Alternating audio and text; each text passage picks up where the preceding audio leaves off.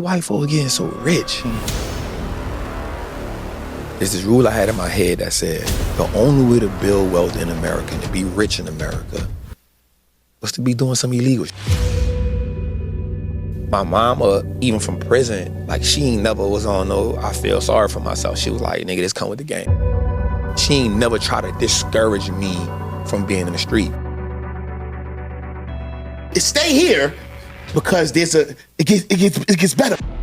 Your energy different when you gotta pull the trigger. Your energy different when them shit's coming right back at you. That shit different. Yeah. People will front on the police till they need them, and people will discard God until they need them. The judge said, you don't have a choice than to take these 10 years. Because if not, I know for sure they're gonna give you 35. And in my mind, I was like, all right, 10 years, 16, be 26 when I get home. I'll catch that nigga when I come home and finish. I'm callous because I'm still hurting behind my mama leaving me. The chick who I think I love has now betrayed me. All of my hurt is coming behind women who I love. Bro, like God's grace is what got me here, bro. So I go in the cell, the white dude, I'm frustrated. I'm pissed off. And the white dude look at me and he says, bro, y'all playing the wrong game. I said, Mom, guess what I got on the phone? She said, who? Trash. She said, Time to take accountability. It's time to be responsible. It's time to make the sacrifices. It's time to put in the work. I feel like a lot of people from where we come from feel like money's the answer. If we don't learn how to fix that thing in us and give God complete control and complete surrender, we'll only see the thing that he actually wanted us to take people to.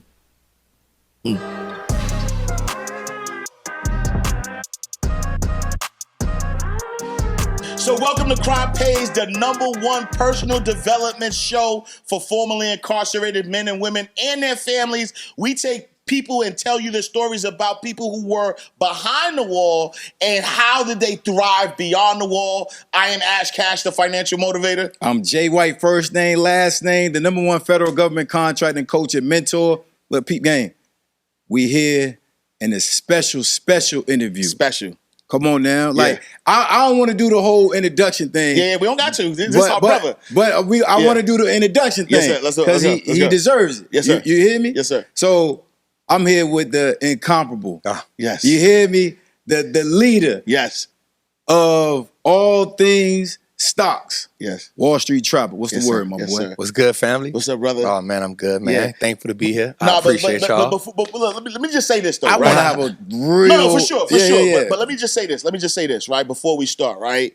I feel like you know how like dope boys look up to Hove? Yeah. You know what I'm saying? Like Hove, like to me, like, so I grew up in the 90s, right? Yeah.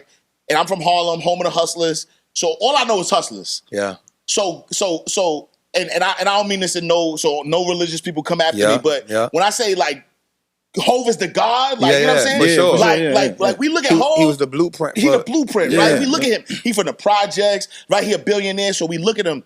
So when I see you, I feel like you are that as well, right? Like you are the poster child, like for somebody who comes from an environment who is supposed to be a statistic, and the things that you're doing now are at a level where I know it's God, right? Like God chose you as a disciple to lead the people.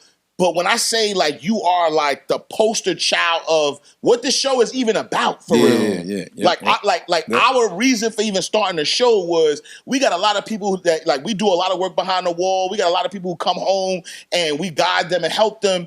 And we want to point them to people who were just like them, who are getting into that next level. So I appreciate you, brother. And this is why this is gonna be one of them shows, y'all. Like y'all gotta pay attention. You know what I'm saying? For sure. Yeah. How you feel about what he said, bro? You know, when I think about, I was telling somebody this maybe like a week ago in this mentorship I'm in, and he said, he not supposed to be here. And I said, says who? Like, are you judging that based on what man told you? Are you judging that based on man's statistics? Because those don't count. God said I'm supposed to be here.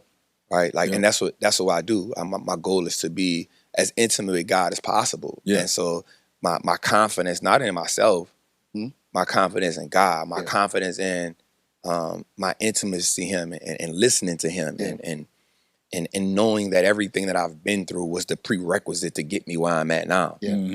But this is only the platform to get me where ultimately he has me to go so I can be in alignment with him. So nah, man, I get it. You know what I'm saying? I get it. You know, for me, it was the same thing. It was, I looked at people like Birdman.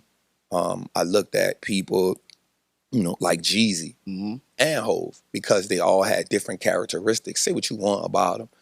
They all had different characteristics. So when I looked at Birdman, it was somebody who came from exactly my same hood. You know what I'm saying? And before we understood the business part about him, we understood him being a street dude from New Orleans, sold heroin, went to prison.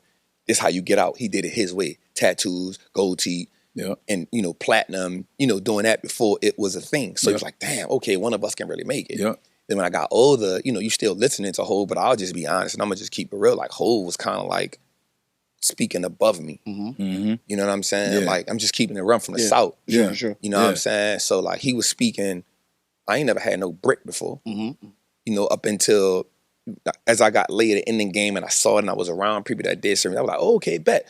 Here's how you move, this is how you do some things. But Hov was way above me. You know what I'm saying? Lost 99. I'm like, yo, I ain't. That's a dope boy dream. I'm trying to get one of them. You lost 99? So that was above me. You know what I'm saying? I'm not going to lie. Like, but what Jeezy was talking about, I was like, oh, that's it. That's him. That's me right there. I get it. I understand it in every which way. So, and then I graduated to the business side of Hov because I was able to relate to the transformation. So those three people were who I saw myself in. And then, you know, you add the brilliance of Nip in there. So that's what I saw. And so that's how, that was the blueprint I looked at coming in. And so I always knew that the financial markets, and we'll get into that, like, it reminded me of the streets so much. It was like, oh, this shit not even unfamiliar territory. There you go. There you go. But it's the same thing. Oh, they gangsters like us. They just don't got to kill you. They just do it this way. That's it. Or they don't sell dope and heroin, but they do it in a legal way. There you go. Oh, I bet I know this. This is easy for me. It's easy. People don't understand the street life mirrors the business world. 100%. But the people that's in the business world that never or fortunately wasn't in the street life, they can't understand how somebody like me and you can easily transition. They don't understand that. So when they look at us and we hear, we like, this is easy. It's easy for It's us. just my conversations have to be different. That's it. My motivation has to be different as well. But I got that. And once I understand, I'm gone. The way I regulate has to be different. Absolutely. So what I've learned, one of my favorite shows to watch, what really helped me out, promise you, during the pandemic, I watched all 7 seasons of Billions. Oh. So at first it was show. It was The Wire. For sure. So it was The Wire had me on another level. Shout out to Baltimore. When I came home, The Wire was The Wire. I was like, oh, this is okay. I know the Omars, I know the Avons, I know them, but the Stringer, I know them all. But then when the pandemic hit and I got to Billions, I was like, oh.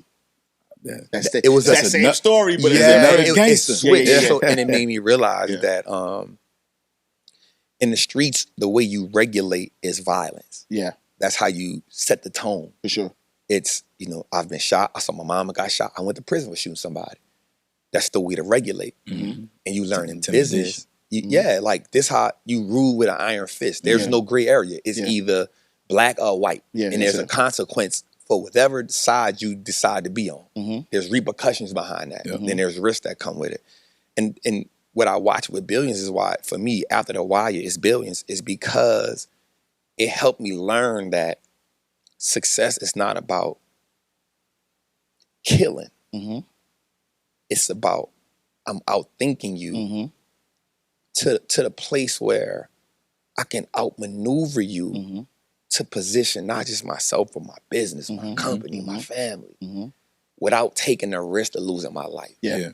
And that show helped me evolve. Absolutely. When you think about people risking money that never had money, it ain't no thing. I can get it right back. Like, all right, cool. If you're saying I put up this million, this 500,000, this 2,000. Yeah. To get me to here, let's do it. Let's do it. Yeah. I ain't gotta think twice because I know what it is to have my stomach touching my back. No, for sure. I know what it is to give you my last because we ain't got nothing together. So here you go ahead on and eat. I eat tomorrow. Right. Like they don't understand that. That quick transition. So while we talking about that, bro, I gotta dive into who you are for real. Yeah. You from New Orleans? Born and raised, bro. Born and raised. Born and raised in New Orleans. Yeah. My mom and them originally my people are from what's called Across the Canal. Okay. That's like the Lower Ninth Ward. That's the part people may just know that's the part that got damaged the most during Katrina. But like maybe when I was young, even before I was born, my grandmother moved. They moved from across the canal because that was a part of New Orleans where black people. So New Orleans was this place where it was segregated like the South as well. And so across the canal was where black people were able to buy homes. But that's the part of New Orleans that is the furthest under sea level. Right? So when you talk about it being all the way underwater, that's across the canal. Wow, okay. So that was a part of New Orleans where back in the days, like the 50s, the 60s, where our people originally be able to say, okay, we can buy a home here. And so they started that. And then my people migrated to, the other parts of the city. So I grew up in mid-city New Orleans, which is uptown. And uptown, downtown. Yeah. I just wanted to say that. So I grew up there, man. Watched my mom get shot. First person to ever get shot. I was 9 years old, but that was in the 8th ward. Wow. Watched my mom And you were get 9 shot. when I was 9. Wow. I actually saw it. I was sitting on the porch. So my mom was a hustler, man. My mom was the first person I saw smoke weed. My mom was the first person I saw snort coke. My mom was the first person I saw shoot somebody. My mom was the first person I saw get shot. And my mama will always told my grandmother, New Orleans is a dangerous place, and we can't hide him from what this place is. So if anybody gonna teach something, it's gonna be me. Yeah. And so as a kid, shit, moms ain't gonna leave me wrong. Right. That becomes the person you look up to, the person you see life through her eyes. You know what I'm saying? And so I'm sitting on the porch one night. I knew she hustled, but you talking in the early 90s, so Fila's and stuff like that. Yeah. And, Theodora's, she got me wearing that. And so she was coming home and I see her. I'm probably like maybe 150 yards away, sitting on the porch, and I just see this long fire. And I hear a noise. I'm just like, wait, that's my mom. Yeah. And so initially, the crazy thing about New Orleans is around this time, this around the time where New Orleans is in that murder capital era. It's known for just murder, being treacherous. And at that age, the crazy part was I was already accustomed to hearing gunshots. Wow. While my grandmother lived there, I'll never forget the address. It was 1801 St. Rock Street. This dynamic is so crazy. You had a graveyard on a corner and a park across the street. So the graveyard and the park sit cat-a-corner from each other. That's crazy. You feel what I'm saying? Yeah. So I'm watching my mom, and so you hear gunshots so much. So my grandmother came outside because she knew I was on the porch, and she jumped on top and be like, no, my mama. And then when my grandmother realized what I was saying, it sent her in a whole another, frenzy. Yeah. So I watched my mama get shot. The first time she got shot 3 times. The second time she got shot 3 more times. Still alive. And my grandmother told her, I remember telling her in the hospital, you gonna be all right because bad grass don't die. But the first person I seen shoot somebody was my mom. Yeah, that's crazy. The first armed robbery that I saw a kick though was my mom. Wow. Yeah. You know what I'm saying? The first person, this is real talking. This is not me trying to glorify, but it's crime paid, so I'm telling you my story. For sure. The first person I ever seen snort coke was my mama out of a brick. Because she used to sell coke. She was, all right, this is what it is. You know what I'm saying? I saw that. Yeah. What's that dynamic doing to you as a youngin'? If you could put yourself back 9, 10 years old, trapped, you seeing all this, what is that doing to your dynamic mentally, do you believe? I think at that age, you don't know no better. Yeah. You think that's the way of life. Yeah. Because you got to remember, New Orleans is not a big city. It's a small city with a big city name. Right? And so you seeing, all of the people who I was cool with, your parents either use drugs or sold drugs. Right? And so I'm not looking at that as nothing. As a matter of fact, I'm thinking it made me cooler. Right. Yep. Cause my mama sold drugs and I'm wearing the Travel Fox. I'm wearing the Buffalinos. I'm young wearing, City Adidas and Filas and Diodore. My mama got me wearing that. Yeah. I had a little herringbone at a young age. Like my mom's got me wearing that shit. So I felt like I'm the cool dude. I'm playing football and we buying uniforms for the team. You know what I'm saying? But what really let me know was wrong was because it was always a fight between my grandmother and my mama. My grandmother was like, we got to get him out of that because my grandmother had went to the feds already at an early age before I got here. Yeah, yeah. So, that was a dynamic that I never understood. You know what I'm saying? And then my mama, it came to a point where my grandmother literally just took me from my mama. Yeah. And was like, nah, he's safer here. You got him sleeping in a freaking crack house. Yeah, yeah. It's just a spot. Right? Yeah. We would call it a trap house now, but, Yep. She's serving, it's even a connect coming in. So she was just like, we can't have that. Mm-hmm. So I think for me, more than anything, I thought it was real cool. If I'm being honest with you, I thought it was like, yo, this the shit. Yeah. I mean, my mom is a big fan of yours. I told you that. I told you that. Yeah, quick. Let me interject. Real quick. Hold on. This is about 3 years ago, Trap. Yeah. I think about 3 years ago. Yeah. This is crazy. Yeah. In 1 month, his auntie got in my program. That's a fact. My mama. That's my cousin. Oh, your cousin. My bad. Tanya, my His cousin got my program. Yeah. Simultaneously, my mama buying his program. Right. So I walked in my mama's house. I called my mama. I said, Mom, what you doing? I'm in the back. I said, come out here. Yeah. She came out the back. I said, did you really get Trap program? She said, yeah, I got it. I said, hold on. Call Trap. I called him. I think he had an all-white party. He was doing some Thanksgiving or something. I knew he was around family. Yeah. Because everybody's around family. I said, Mom, guess what I got on the phone? She said, who? Trap. She said, my mom was crazy, but going to that point, bro, I had the reverse effect. Yeah. I seen my mama working 2 and 3 jobs. I thought that was born. Yeah. I'm like, man, there's no way I'm doing that. She coming home, it's not exciting. Yeah. It's not dangerous looking. Yeah. Nobody's talking about it. Yeah. She looking tired. Yeah. She don't look like she's having fun and energized. Yeah. So when I see her doing 2 and 3 jobs, I'm like, no way. Yeah. That drove me to go outside because I wanted the opposite. Yeah. Where in your case, you like, man, this look like what it is. Yeah. So I'm in it. Yeah. This is it. So as you growing up, I just want to fast forward you just a little bit. You good. Now you're in high school, and you seen that at 9 and 10. Yeah. What you like in high school, bro? So from there, I go to middle school, and what happens is my grandmother passed away. Oh. But I watched my grandmother be an entrepreneur from the other end of the spectrum. She had a produce company called Taylor's Produce. And so when I lived with my grandmother had gained a sense of success. So we moved to a part of New Orleans called the East. So we left, things are happening. So we go uptown and then we there, and then my grandmother moves to the East. So when she goes to the East, which is at this time, it's like, oh, for black people, it's like, oh, you made it. If you get here. It's like, oh, you middle class. Yeah. We got a flow model TV. Yeah. We that era. I got a water bed. Yeah. You live it. You feel me? Yeah. I'm in the 7th grade. I got a little moped. Yeah. Right? So my grandmother kind of did things to combat my mother's lifestyle. So my grandmother's way of doing things was, let me show him that, and I'm just only speaking from her perspective. She passed away.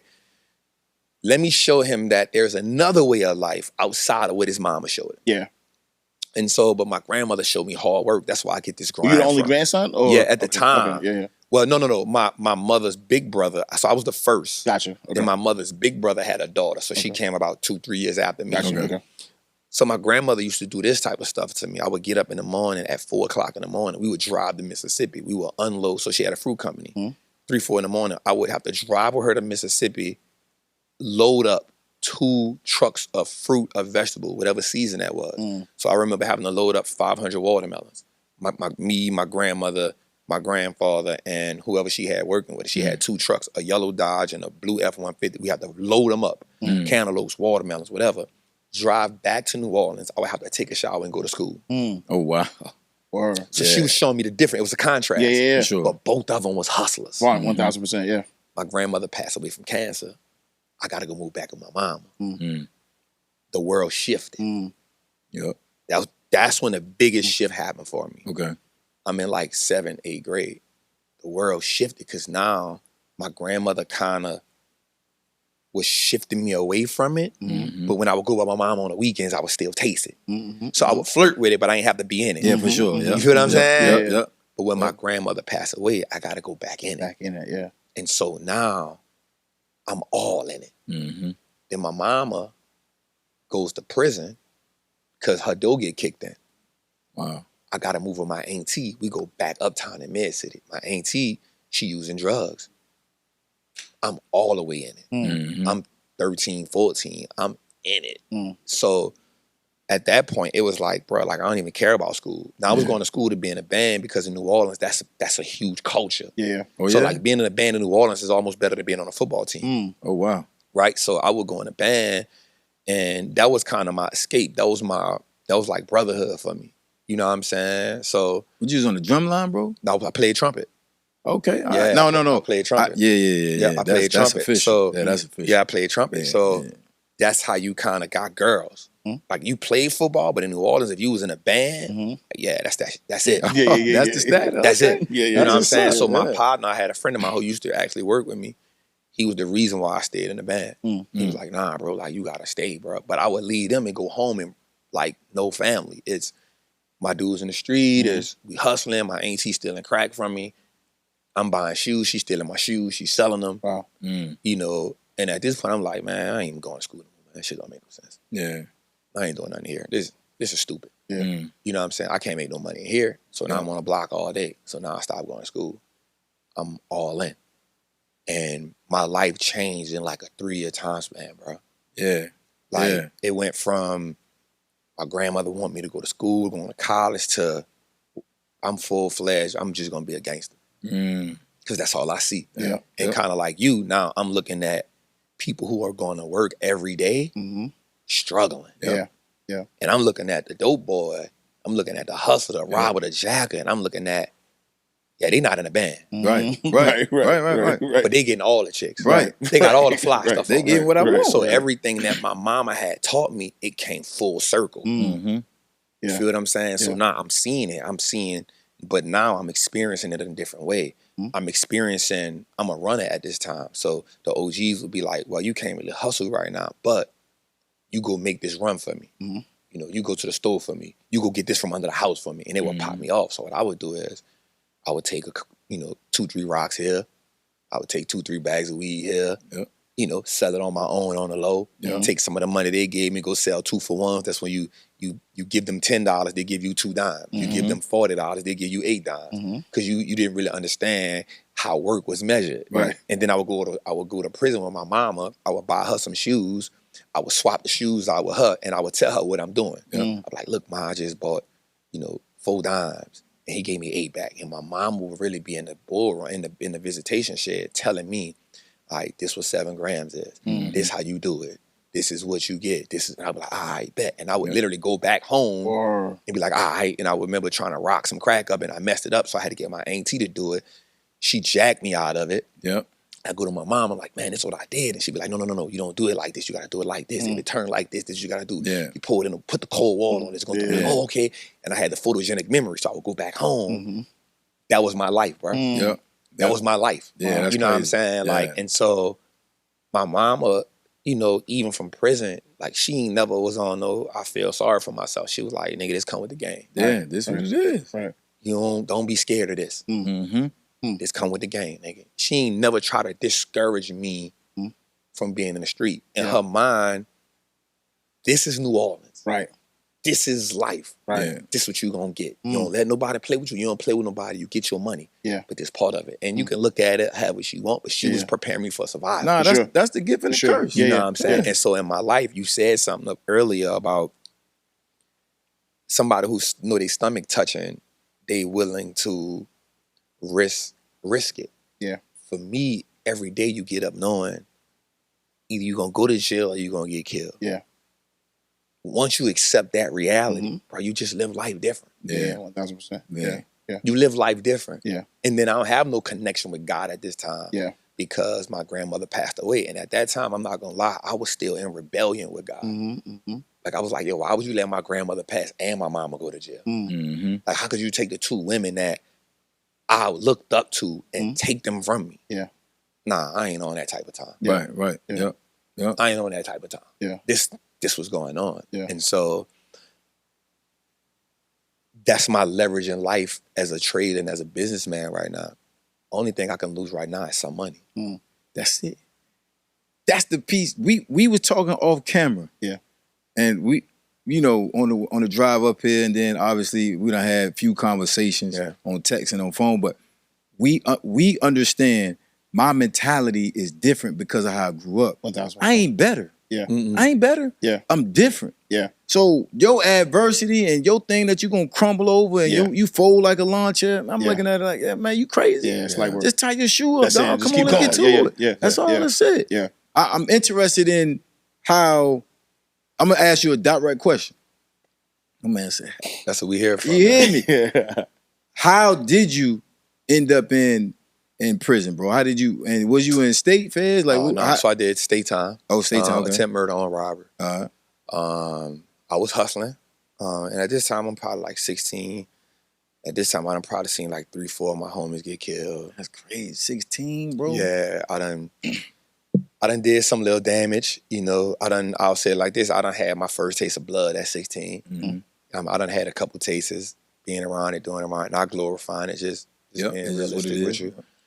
And so I was dating this female at the time. And so what I used to do is, my way of getting away was, you call them little crack hotels.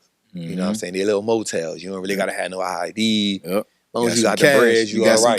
You know what I'm saying? You don't care what you got going on. So every weekend, I would take this chick that I was dating at the time. That was my girlfriend at the time. And at this time, I had done bought myself a Delta 88. So we talking 1999, bro. I had done bought me a Delta 88, powder blue. Had the blue little velvet insides. I had it on some Dayton's. I really thought I was I'm 16. No license, no nothing. Yeah. You know what I'm saying? So, and again, at that time in New Orleans, it was either you had a Delta 88 or you had a Cutlass. Cutlass, Monte Carlos, and Regals, man. Urban Next Edition with the TVs playing. That was baby. So I looked up to him. That's your favorite. So I had bought me a Delta 88. And so I used to take this female to this hotel. It's called the Le Petit Hotel. It was on Tulane, which is mid-city, right where I'm from. Her mama was on drugs. So it was easy for us to maneuver because I would either give her mama some drugs or give her some money and she'd let her rock with me. She didn't really trip on it. Yeah. And she had 2 sisters and a brother. And so what I would do on the weekend is I would get me and her a room, and I would get her sisters and brother a room. We would be right next door to each other. And I would bring her with me, and then I would go get my work. I would chop it up in the room with her. She would bag it up with me. That's what we did. And I took care of that whole week. And then it was kind of like my break. We'll go back Monday, start all over again. Right. You go do what you do, whatever. So she called me one weekend, like on a Thursday. And she was just like, man, my mama pissing me off. I just want to come be with you. I was like, say less. Like, it is what it is. Like, I ain't tripping. Right. Same routine. Got the room. Again, you don't need no ID or nothing. It's in a trap.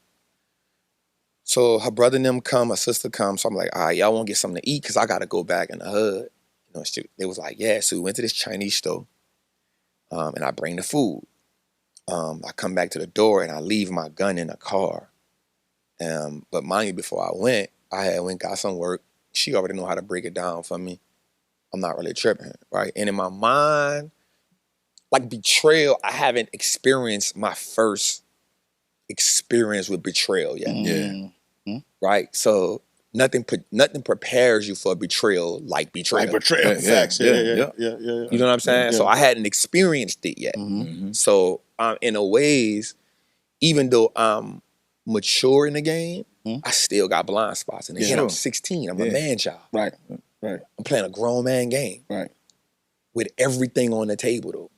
You know what I'm saying? So I go to the hotel room, I knock on the door, I leave my gun in the car because I'm carrying the plates. I knock on the door, bro. Dude opened the door and grabbed me. I dropped the food, put the Mac 11 to my head, throw me on the bed. He like, bitch, get here. I'm like, bro, I don't even got nothing, dog. So it's crazy. I think about it now, and to your audience, it may sound like I'm trying to be a hero. I'm not. I was just young and freaking naive. Yeah. I wore my heart on my sleeve, and I was trained to not care about life, to expect that this how I'm gonna go out one day. Yeah. So I'm gonna look this nigga in his eye. And again, it wasn't me being, you 16, bro. Like, you don't care, bro. You ain't probably been to one wedding in your whole life at 16. Right. And it was probably my uncle. Right. I don't know. Yeah. So I'm like, bro, I don't got nothing, dog. So he cocked that bitch. He said, nigga, I'll blow your shit off. Nigga, stop playing. I said, bro, I don't got nothing. What's that? Yeah. So she hollers, Leon, stop playing. Just give it to him. So she go get the crack. And bro, when she did that, my heart dropped. Betrayal. Yep. Betrayal. Yeah. So then the nigga pat me down. Come out my pocket with $1,800. And it was paralyzing. So nigga just mushed me with the pistol. Left out the room. I looked at her and I just ran to the car. They gone. I come out the car, I'm hitting with the pistol. Broad daylight, bro. Just, again, not trying to be Superman, but just naive. Yeah. Your emotions running, ego running. You don't know how to control none of that at that time. Yeah. So I go back to the hood and I tell my homies, you know what happened. The thing about New Orleans is, man, like the hoods, you know, word get around fast. It's like that everywhere. It get around in like my that. mind, it was because I grew up around the drug dealers and the robbers. And what people don't know is like the dope boys, there's a difference for being a hustler, a street nigga, and a killer. Those are three different personas. 1,000%. Yeah. There's three different personas. Yeah. 1,000%. Yeah. And not glorifying none of it, but there's three different personas. 1,000%, yeah. It's the difference between a lion, a hyena, and a wild dog. Yeah. Three different personas. Yeah. Three different bite forces, three different angles to kill something. And so I go to my partner, I'm like, say, bro, man, nigga just got me. And I said, man, I think Shorty set me up. So the first thing my partner says, man, knock her head off. I said, man, I ain't even tripping off because I still had love for her. The thing about betrayal is it's hard to process it sometimes. For sure. Yeah. Especially when your feelings involved. Yeah. And so I found out who the dudes was because the streets talk and people talk. Yeah. And but my mind was, if I let him do it, Everybody else gonna touch you. The game is follow the leader. You weak. I become prey. 1,000%. Yeah. And there's I can't do nothing else. Right. I can't do nothing else. This is my legacy is I'm a street nigga. This how I die. Yeah. This how I go to jail. Ain't no such thing as I'm the person because there's dudes on the block that no matter how much they hustle, somebody gonna look at him like a sweet lick. Yep. Every time a nigga needs some money, I'm gonna go get, hey, give me that. Or you paying draft. I'm not doing that. So I get my partner, when we find out who it was, we dress up like some heroin addicts, like some junkies. We got the basket, we got the tin cans in the basket, the junks, the Coke bottles, but we had the 223 in there. And at the time, they had a gun store in New Orleans called Elliott's Gun Shop. You can go get a chop out the gun shop for $150. That's crazy. No nothing. Yeah, that's crazy. No nothing. Yeah. Fully automatic, semi-automatic, whatever you want. Yeah, that's crazy. Whatever you want. And at the time, like some dudes had just hit the train in New Orleans, so they had certain hoods where them dudes had real grenades, like army grenades. Yeah, that's wild. They had done hit the train, planted in the hood. This is when I learned how the world moved different though. But anyway, we dress up, and at the time, New Orleans, heroin was a thing in New Orleans. It still is a thing. So it ain't nothing to see somebody like dicked out, like, bro, I got that monkey on my back, though. So we dressed up. We put the little makeup on because one of the notorious killers in New Orleans made it popular to dress up like a woman. I ain't gonna say no names, but one of the most popular killers. But everybody knows who he is now. He's home, but he made it popular to like dress up as a woman and go kill somebody, or dress up as a bum to go kill somebody. And so that became like a thing in New Orleans, like dudes dressing up as women to go like get busy.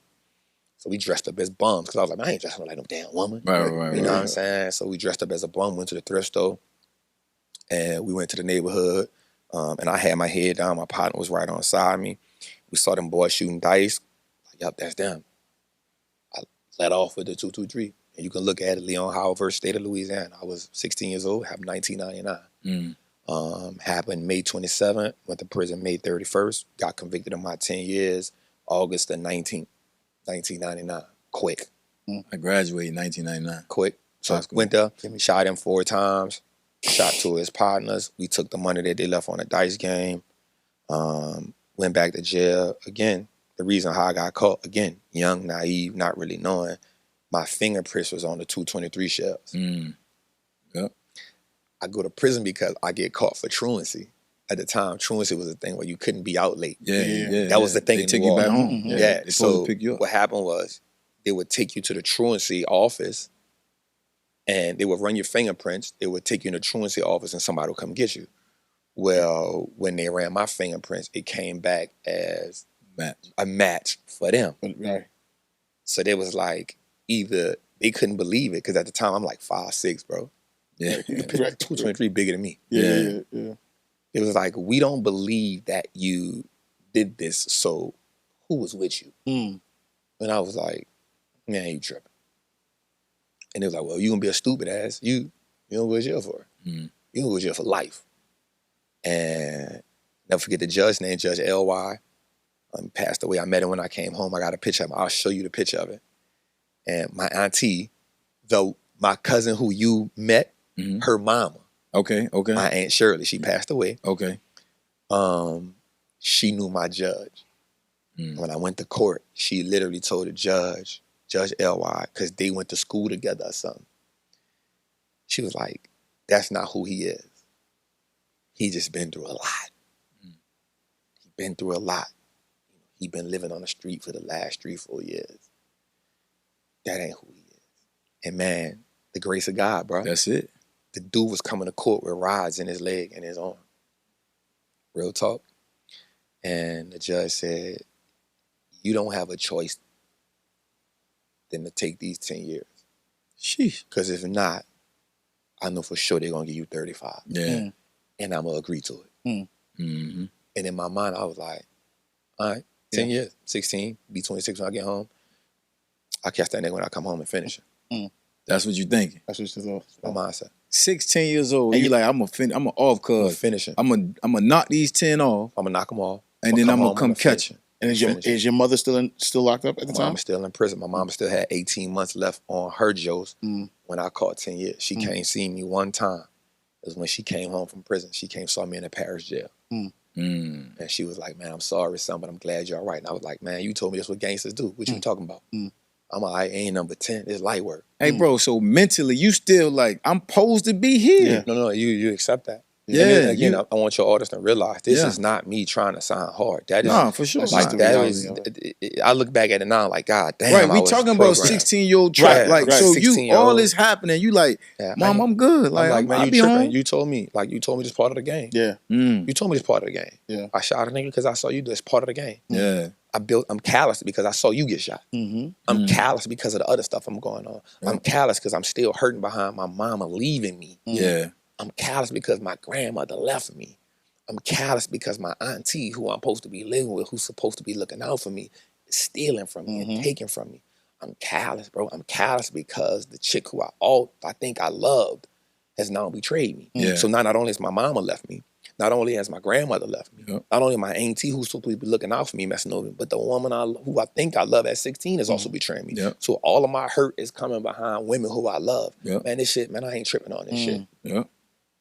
You feel me? So I had that mindset, bro. Like, and I was like, I just had like abandonment issues and I had issues with women. Yeah. So I was like, man, I ain't tripping. Bro, like, you back there at 16 with all them issues. Yeah. You growing up around real killers. Man child. Yeah, real killers. Yeah. Like, what's your mentality? Oh, obviously, I can hear your mentality when your mama coming to visit you. So you still like, nah, I'm good. Yeah. But what is it like you back there?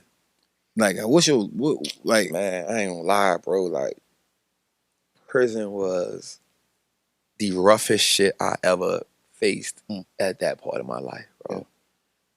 I remember I'm 16, bro. Like, you hear about prison, but this is my first real charge.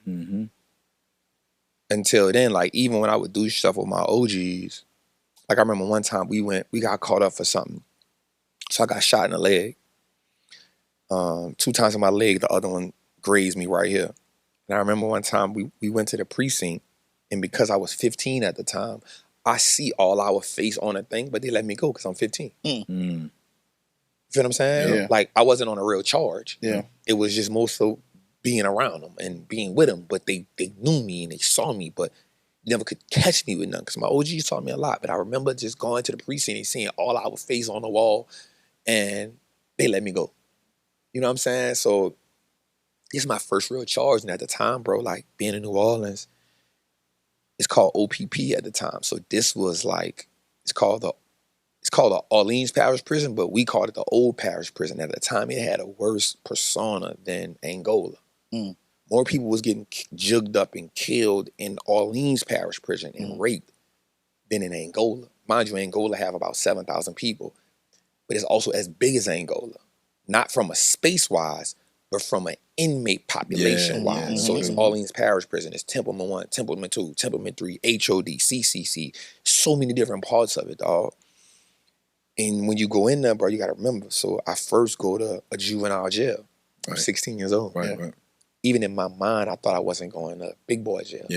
In my mind, all right, they're going to give me juvenile life. I'm 16, I get out when I'm 21. This is me thinking, nah, this shit's sweet. I'm in the juvenile jail, bro. We ain't doing nothing but fighting. Niggas is fighting. I don't care about this. They're my age group. You win a fight, you lose a fight, it is what it is. And then they told me, Leon Howard, if you going across the street, my heart dropped. I wasn't ready for that. That's the scariest day of my life, bro. One of the scariest days up until then, probably the scariest day of my life, dog. Because you hear the stories. And I don't know if I'm ready for that. Hey, look, I know you're enjoying the show, but if you're formerly incarcerated or have a family member who was and wants to learn how to thrive beyond the wall, you have to join Crime Pays Nation. Crime Pays Academy is open right now. Click the link, then get back to the show. Hurry up.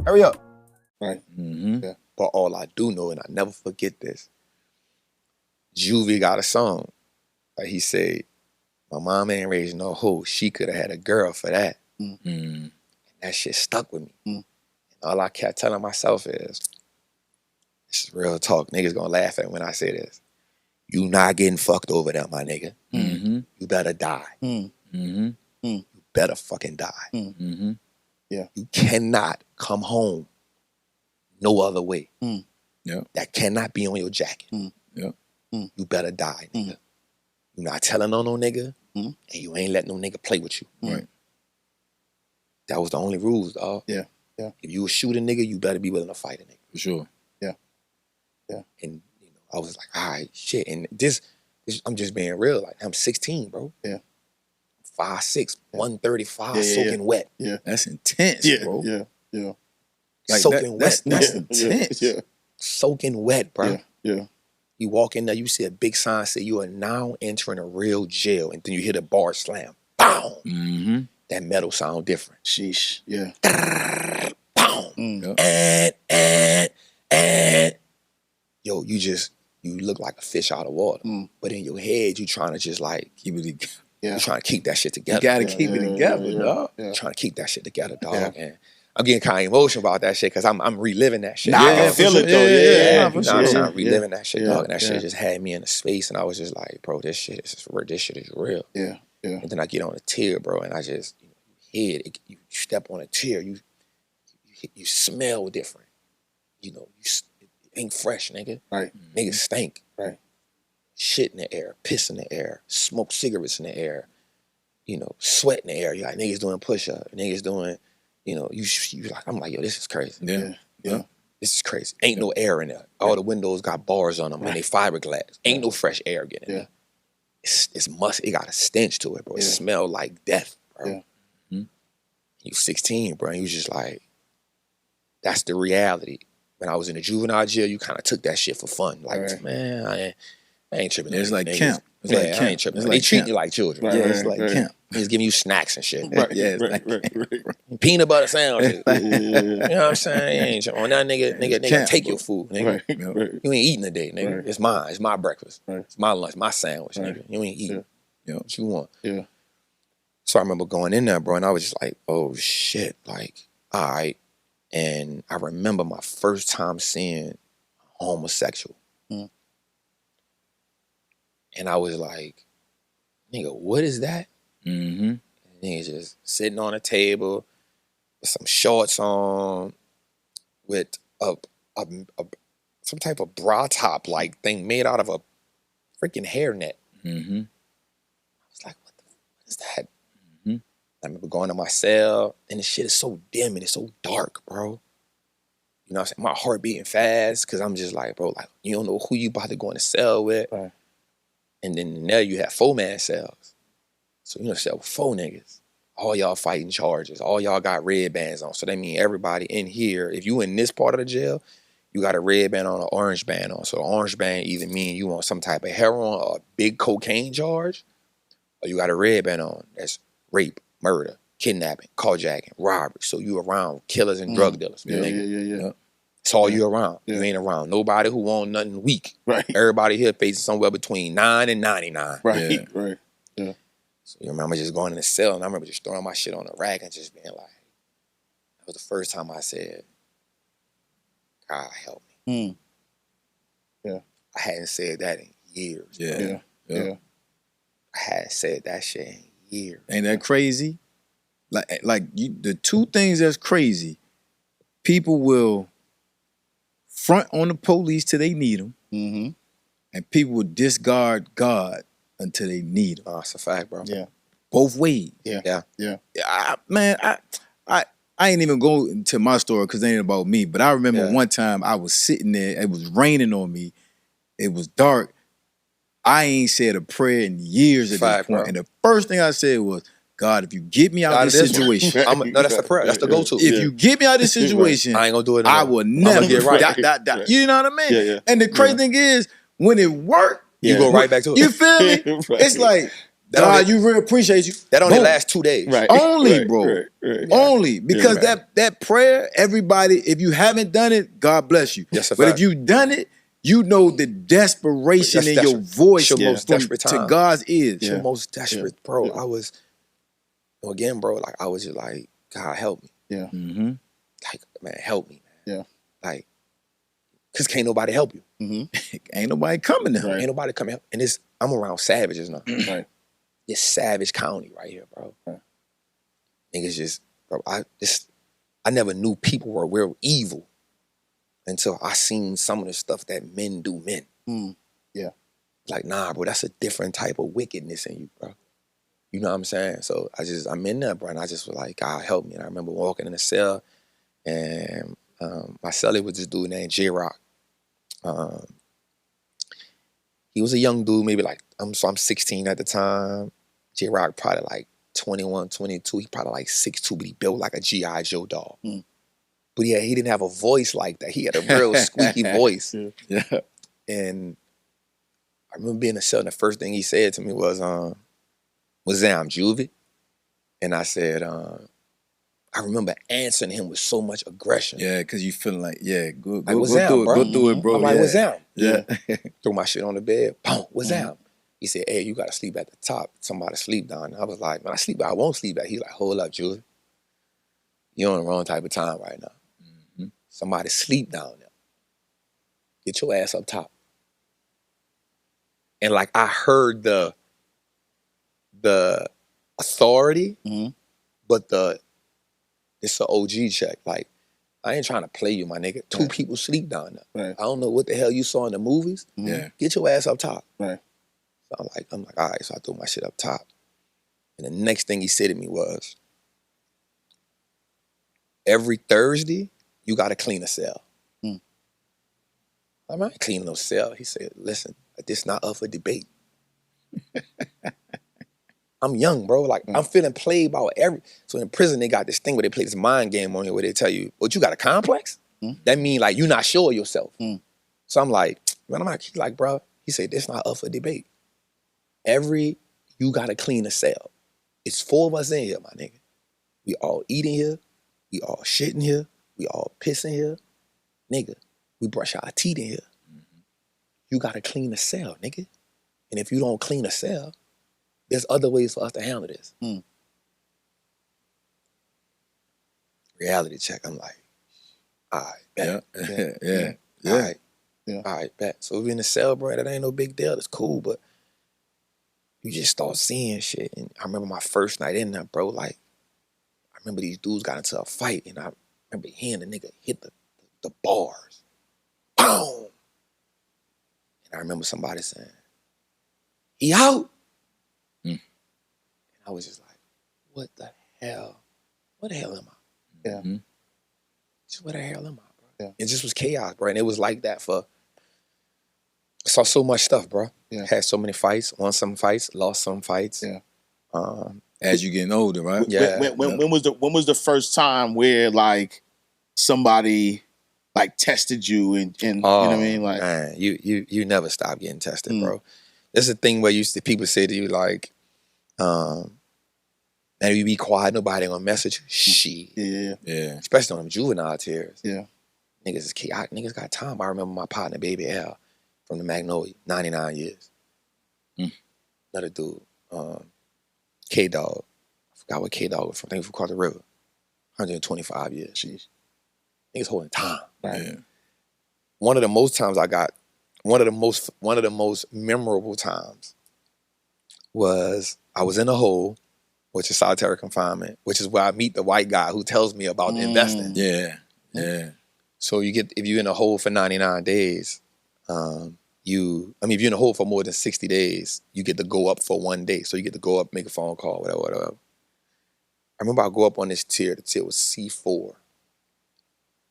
C3. And they put me in a cell with this old dude, bro. Old dude do every bit of 1,000 push-ups every day. He was in there for jugging his son, bro. That's crazy. He was in there for stabbing, killing his son. Wow. Jugged him 17 times. And I get in the cell with the old dude. There's 4 people in the cell again. We go to the day room. Come back from the day room. This is real nigga shit, bro. I think I've only told maybe like 5 people this ever in my life. Go back to the cell. Old dude threw the Vaseline on the bed and a knife. And he says to me, we get it in mud or we get it in blood. Yeah. Okay. And I was like, okay, OG, let's rock. So I don't grab a knife. I just start punching on OG. But this nigga was like a fucking, I'm sorry, bro. I mean, he was like a wall, bro. Like, I'm young, bro. I'm lighting the ass, bro. This grown man energy. Yeah. The boy hit me like 3 times. Boom, boom, boom. I'm talking about sat me down. I get back up. At this time, bro, I just got heart. Yep. I just got heart, bro. Tussling with OG now. What happens is it was a gangster situation the way he played me, because once the cell's racked, you got to stay in the cell for 2 hours. So you either stay in the cell or you stay in the day room. I fought this old nigga for 2 hours. Jeez. You got nowhere to go. Yeah. He ain't gonna stop. You ain't gonna stop. I fought that old nigga for 2 hours, bro. Yeah. And I'm talking about he whooping my ass. I'm not even winning. Like by a long shot. Yeah. That nigga punching me with grown man, 65-year-old energy, nigga. And he work out every day. Yeah. He in that bitch doing 1,000 push-ups. This what he do. Yeah. But the goal is not to use the knife. The goal is to break me. Niggas don't get raped in jail like that. You break a nigga. You break his will. You make him forget who he is. Yeah. You find that weakness in him and you exploit it. Yeah. And you do little shit to him. You might do something like slap a nigga in their face. If I got up right now, you can't tell me I'm not gonna slap you in your face. You can't tell me I'm not gonna slap you in your face.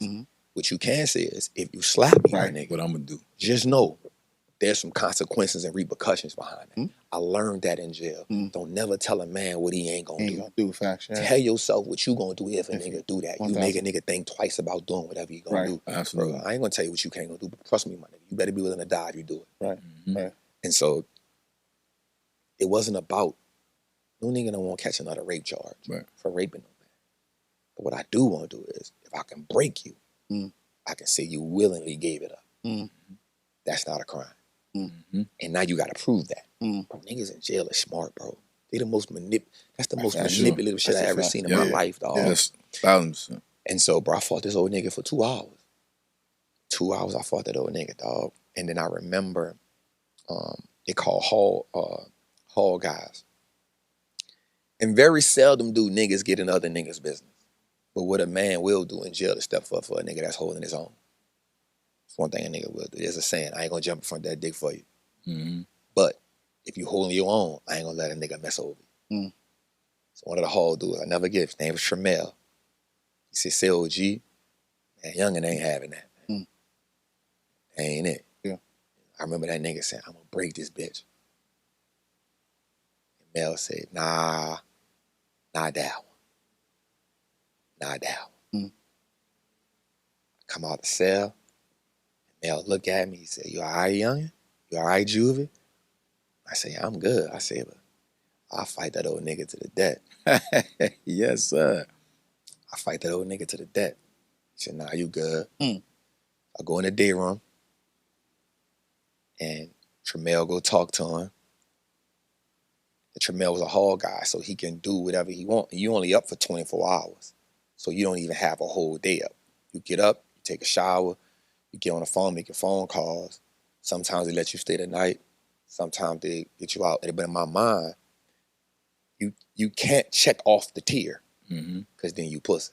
Yep. You gotta stay on the tier. You can't run. Right. Like if you run, you lose respect. You gotta hold on to your respect with everything in you, dog. Yeah. So I'm like, damn, I gotta. And in my mind, I'm like, damn, I gotta sleep in the cell with this old nigga. All right, I ain't going to sleep then. I'm willing to be up all night with this old nigga. And so I come back to the cell after the next rec back, and that old nigga shook my hand. And he said, respect, Julie. Yeah. You good in my eyes. That was a moment, that was a defining moment for me in prison. How so? Talk to me. If me and you have a fight, you still my peer. You're a young nigga like me, so this fight is all right. But you know what them OGs on. And they got young niggas that do the same shit, but it mean I had never fought a nigga for 2 hours. Just to put it in perspective, if you ain't never been in a fight, they only last about 30 seconds. I'm about to say, like 3 minutes is a lot. A fight feel like 5 hours. Facts. It feels like that. But you touching it, blah, blah, blah, blah, blah. Right. You look at the time, if somebody tell you the time, it's 5 minutes going by. 2 hours, bro? It's insane. Bro, I never fought a nigga for 2 hours. Yeah. And the nigga whooping my ass telling me, nigga, get up. If you don't get up, I'm gonna fuck you. Yeah, that's crazy. Damn. Right.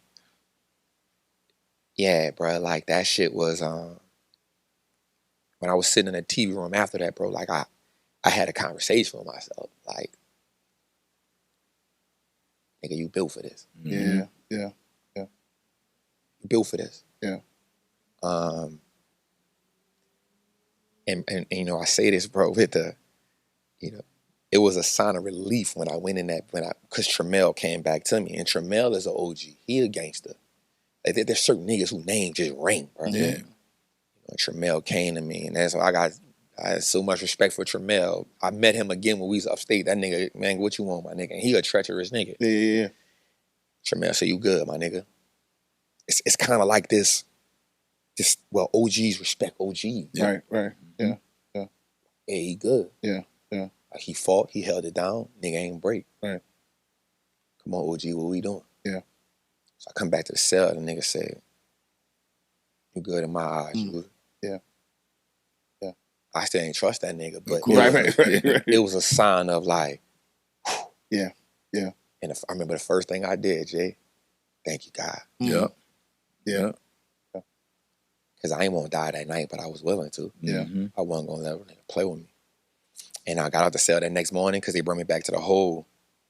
But you got to mind you, bro, I done seen dudes who wasn't able to overcome that. Right. I've seen dudes who have succumbed to the pressure.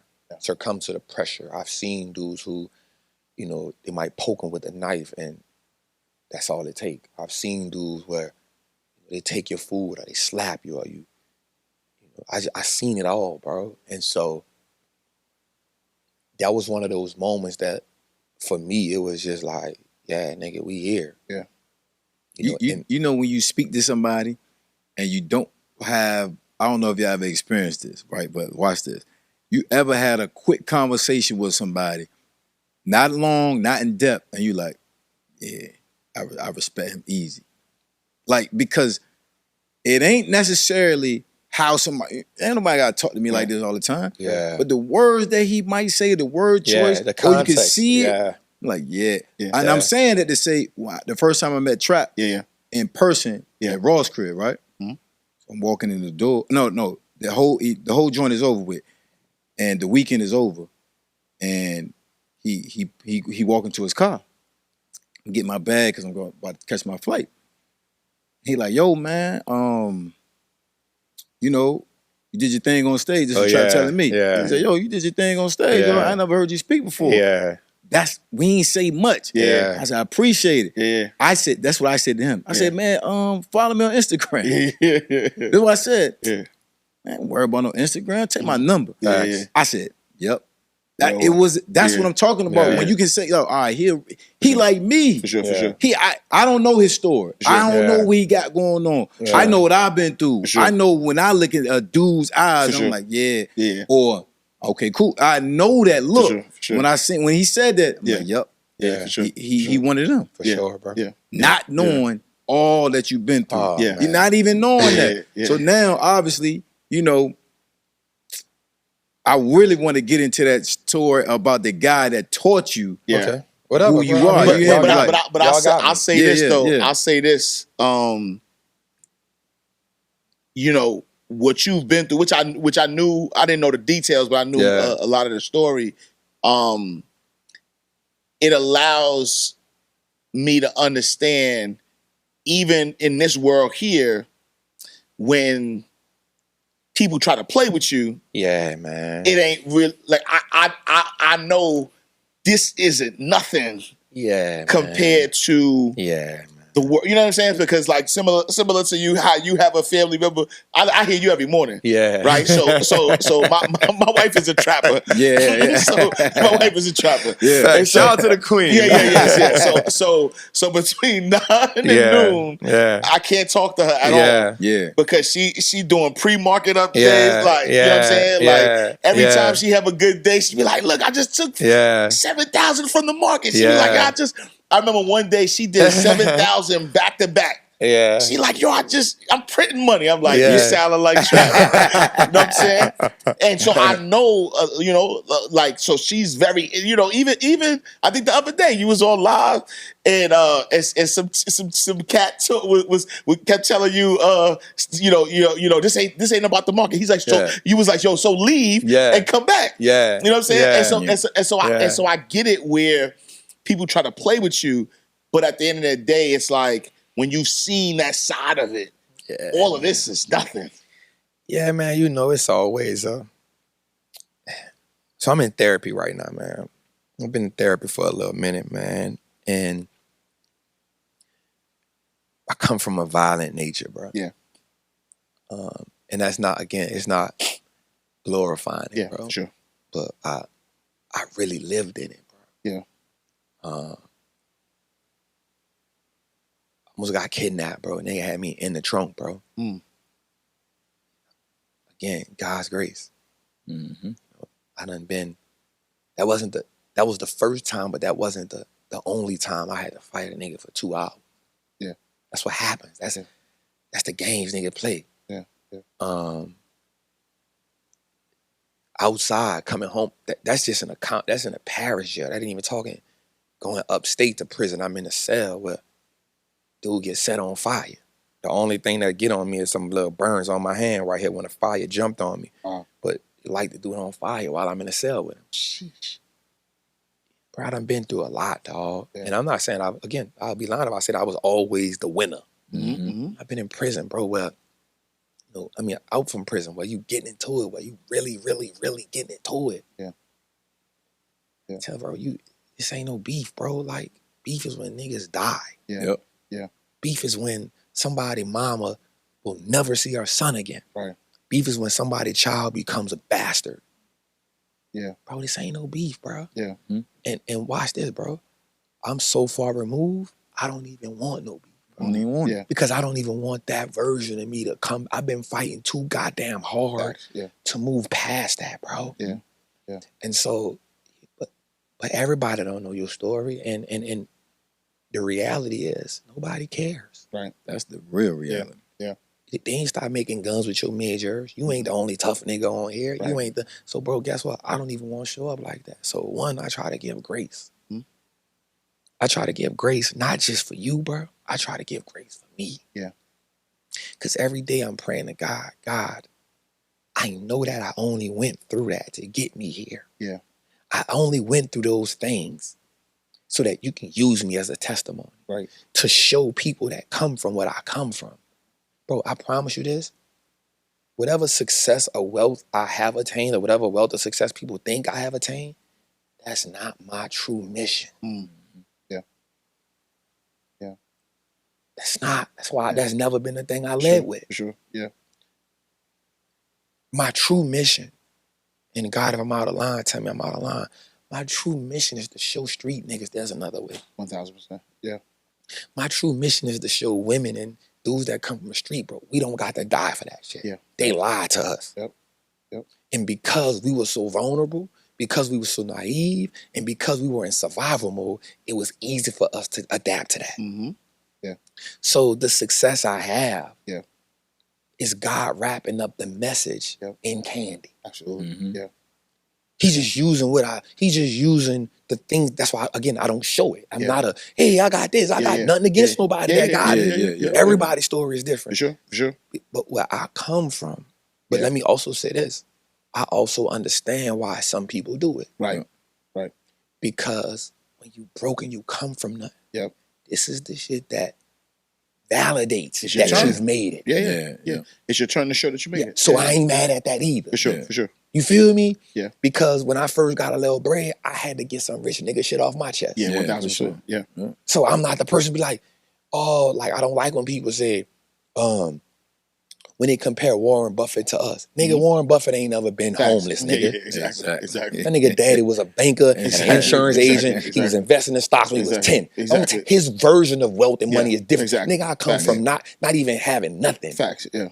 Sugar sandwich, syrup sandwich, mayonnaise sandwich, ketchup sandwiches, cereal and water, nigga, commodity cheese, welfare, food stamps when they had the color. He ain't never come from that. Facts, yeah. He ain't know what it's like to steal water from your neighbor. He don't know what it's like to steal electricity with 2 copper bars. He don't know what that feel like. He don't know what it's like to go in the thrift store and steal clothes out the thrift store. Don't tell me, nigga, I got to show you that I made it. Yeah. So I understand it. Yeah. I never talk down on it. Yeah. But there's another part of where I come from that says, that's also what gets you killed. Exactly.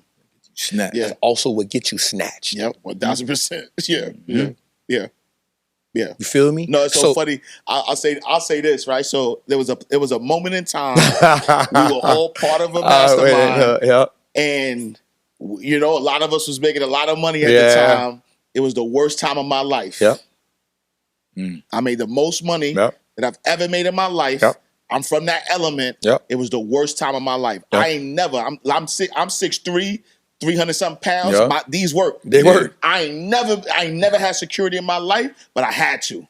Yeah. Wow. Because of that. Because where I'm from, I'm triggered now. I'm like, damn.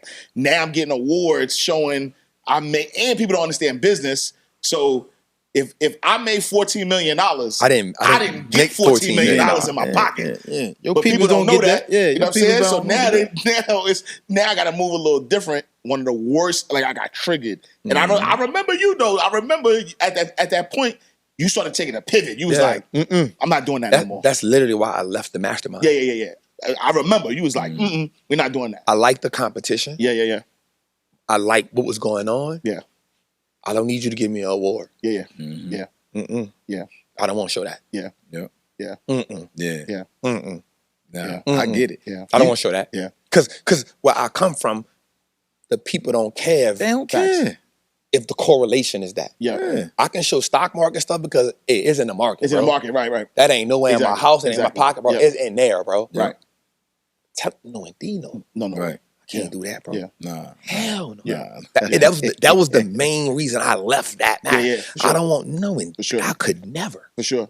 And it's funny though, because I see and I appreciate, like, I mean, I know a lot of this stuff already, but I appreciate you saying that because I feel like a lot of us who stay close as much as possible to the streets, to the element, is because of that. It's because the mission isn't like, you know what I mean? The mission isn't making a lot of money because once you know how to get money, you know how to get money. It's blueprint. You know what I'm saying? Once you know it. But at the end of the day, what's more difficult is showing other people how to do it, right? So I had this saying, I mean, whether you're Christian, Muslim, whatever, you know, we're all made, all the scriptures say it. We're all made in the image and likeness of God, right? And so I have this saying that says we are, right? If God is infinite possibilities, I am infinite possibilities. So I am G-O-D, little g. Yeah. Greatness on display. Come on, boy. Right? Yeah. And so how do I prove God? Right? I prove God by being the greatest ass cash that I can possibly be. But I have to display that to give other people permission to be able to do it. Right? So which is why I will support you forever. Thank you, brother. Forever. Like there's nothing you could do. Thank you, brother. Nothing you could do. Right? Because at the end of the day, it's like the greater you become, your help, like again, the goal is to display God. Yeah. You are just every single day. That's a fact. When I walk into this building, bro. Yo, this is God, bro. Like this is greatness on display.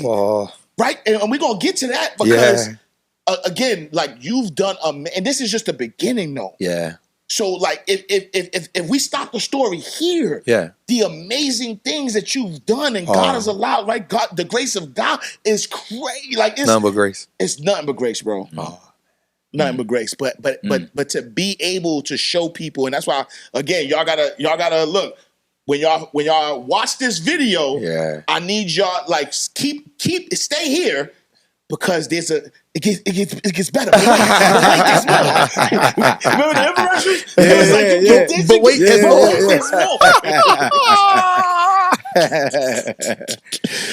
let's talk about the meeting that changed your life, man. You know, the guy you met who taught you about.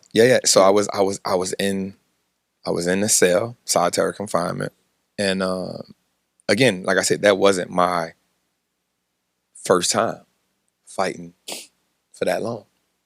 I had a situation where I was in a cell with some guys who knew who the guy was who I shot. And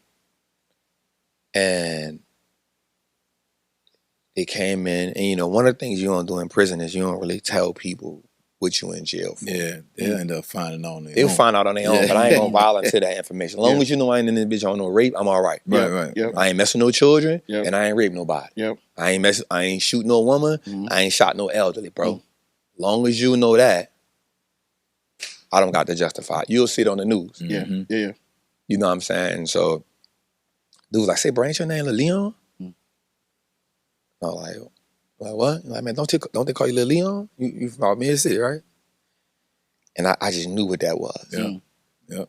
I was like, what's that in it? And like, bitch, you know what's that? And then, boom. Crazy part was, used to do what's called cell hopping. So at nighttime, you would swap cells with somebody you cool with. So let's say you sleeping on the right side, I sleep on the left side. But you want either chill with your partner So you'll ask somebody in that cell, because all you want the guard to do is come through at night and do a cell count. That's good. So you'll be like, say, Ash, man, let me swap cells with you for the night, man. I'm gonna come lock in with Jason. You're like, man, I ain't tripping. You might don't even rock with nobody in the cell, but it ain't really no big deal. Like, you ain't tripping. You're like, all right, bet. So my bottom bunk dude swapped out with the other guy, and him knew each other. And he told him, hey, man, that's dude who shot such and such. But I don't know that. Right. Yep. I'm not looking for it. Yep. Right. I'm still wrapping my head around where the hell I'm at. That shit never ends, bro. Yeah. Every day is some new shit in there. So, dude asked me that, I'm like, we just start tussling. So they call this run a train on you. So it's when you fight one person, and then you fight another person. And then you fight the other person. Well, mind you, it's me and two of them, and my other seller, he's just like, this was something, niggas good with this in jail. I ain't got nothing to do with that shit. It's all y'all, my nigga. As long as you don't kill him in this bitch. If you kill him in this bitch, y'all got to take charge for it. Right. So I fought them. Now, this probably wasn't 2 hours, but at least an hour and something, because the Sarge will come right back. And so the Sarge comes right back, and we was just so into it. He was just so into it, bro. Like, Sarge, they'll look in the cell, and I ain't gonna lie, I had a cut across my eye, another nigga was cut across his eye. Sarge racked the cell back, get us all out of it. Ask what was happening. I don't know what happened, nigga. I fell out the bunk in my sleep. I don't fucking know what happened. So, they can't make you tell, but they ain't stupid either. Right. So, they separated us. They bring us to the hole. I go to the hole. At this time, I haven't caught my 10 years just yet. How old are you? Now I'm pushing 18. Okay. I'm pushing 18. So now I done got acclimated to this shit. Yeah. Like, I know the whole routine at this point. I know the whole routine. So go to the cell, go to the hole. I'm in a hole with this white dude, man. I go in the cell, and this how God just be working, and he be positioning you, and he be. So I go in the cell with the white dude. I'm frustrated. I'm pissed off. I'm like, oh ass nigga. I'm yelling at him down there, oh ass nigga. Oh, you know what I'm saying? We in the hole over there. Because I only got one cell block. And the white dude look at me and he says, bro, y'all playing the wrong game. And bro, it was something about that just, I'm like, what nigga? Man, you ain't here with me. What you talking about? Right. First thing I tell him. Yeah. You ain't here with me. What game you playing? Right. Because it looked like you ain't here with me. Right. But he had a red and white band, which means he was doing federal time. So if you get your time, you either got a white band on. If you got a white and red band on, that means you're doing federal time. And so if anybody knows, like when you're in prison in a county jail or the state jail or something like that, you went to the feds, right? Niggas in the feds just hold more rank. If you know somebody going to the feds, you kind of be like, all right, that ain't you know, so I'm a state bed. Yeah. You're a fed bed. So you kind of give them a little say-so, because you got to do something extraordinary to go to the feds. Yeah. You ain't just do no light work. You know what I'm saying? So I was like, what, nigga? What? You ain't your white boy, bro. Like, Right, yeah. What? Yeah. Man, get out my face, man, before I punch you down. I got some more energy I need to get off. Right. But he tells me, man, I don't mean no disrespect, bro. This is, I don't mean no disrespect, bro, but how long you gonna do this? And it was the calm and the, at this time I have a perception of what white people are. And I'm like, what, bro? Who would you be asking me questions like this? He was like, look, bro, I'm about to go do 18 months. And I'm going to do 18 months for embezzlement. $2.8 million. Yeah. I'm paying restitution on $800,000. I get to keep $2 million. I said, you lying. Yeah. I ain't never met a nigga in my life. Wait, trap up, Talking man. about Wake some him up. $2 million. Right. You ain't no rapper. Yeah. Right. You don't look like you play no basketball. Right. Who are you? Show me that paperwork. Because they just carry their paperwork everywhere. If you go to the hole, the only thing you can get is your paperwork. Show it to me in black and white. The dope part about this is, bro, it's only me and him in a 4-man cell. Usually the cells be crowded. It's 4 on a cell. Yeah. God positioned me. He said, man, look, bro, I see it. He said, you see this? 2.8 million. You see this? Restitution. You see this? The court allows me to keep the other 2 million. How much you in here for? Sheesh. Yeah. Yeah. Game changer. Game changer have to be, yeah. Instantly different. Yeah. What up? It's your man Jay White, first name, last name. I'm happy you're here. You could have been anywhere in the world, but you're here with me, and I appreciate that. I want to welcome you to join the Crack the Code community, where I wrap my arms around you and teach you all the ins and outs of federal government contracting, the middleman or middlewoman way. In my community on a weekly basis, you're going to get a Wednesday night call with me. You're going to get many courses and also training material. It's nothing like being in a community where everybody is joining hands, trying to learn the same process and get to this federal government contracting money. I'm going to see you on the other side. Click that link right now. Somebody said, how much you in here for? Not what you in here for. Yeah, how much? is different. Not what you in here for, bro. I'm an instant student. I'm like, what? Not what you in here for. What you in here for is irrelevant. It's irrelevant. How much you in here for? Sheesh. Yeah. Yeah. Yeah. Yeah. I said, ooh. I said, it don't even matter. He said, it does. Yeah. Because you're going to keep repeating this. Then he told me something. He says, how much time you got? I said, I don't got nothing, but I'm looking at. He said, what if they gave you 10 years? That's the minimum. You would do 10 years.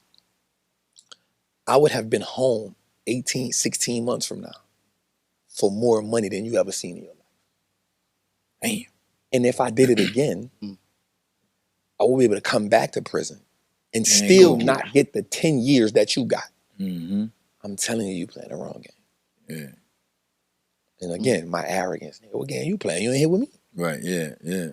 That's when he told me, he said, listen, I want you to just understand. But it's crazy that this dude had the audacity just to talk to me like this.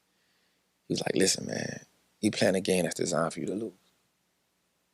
How many people you know that's doing what you've done or come from what you come from that made it alive successfully? Bro, 18 years old, I couldn't count one. Yeah. That made it out, Right. couldn't count one. Right. Even my own mama ain't make it out. Right. She done got banged up, did prison time. So he said, man, listen, wealthy people do 3 things. They start trading their time for money. They give value to people, and they let their money work for them. I had never heard that a day in my life. Yeah. That shit was sound. That was just as much as telling me Chinese. Yeah. So we just started talking, and around this time, you gotta remember, this like 2000.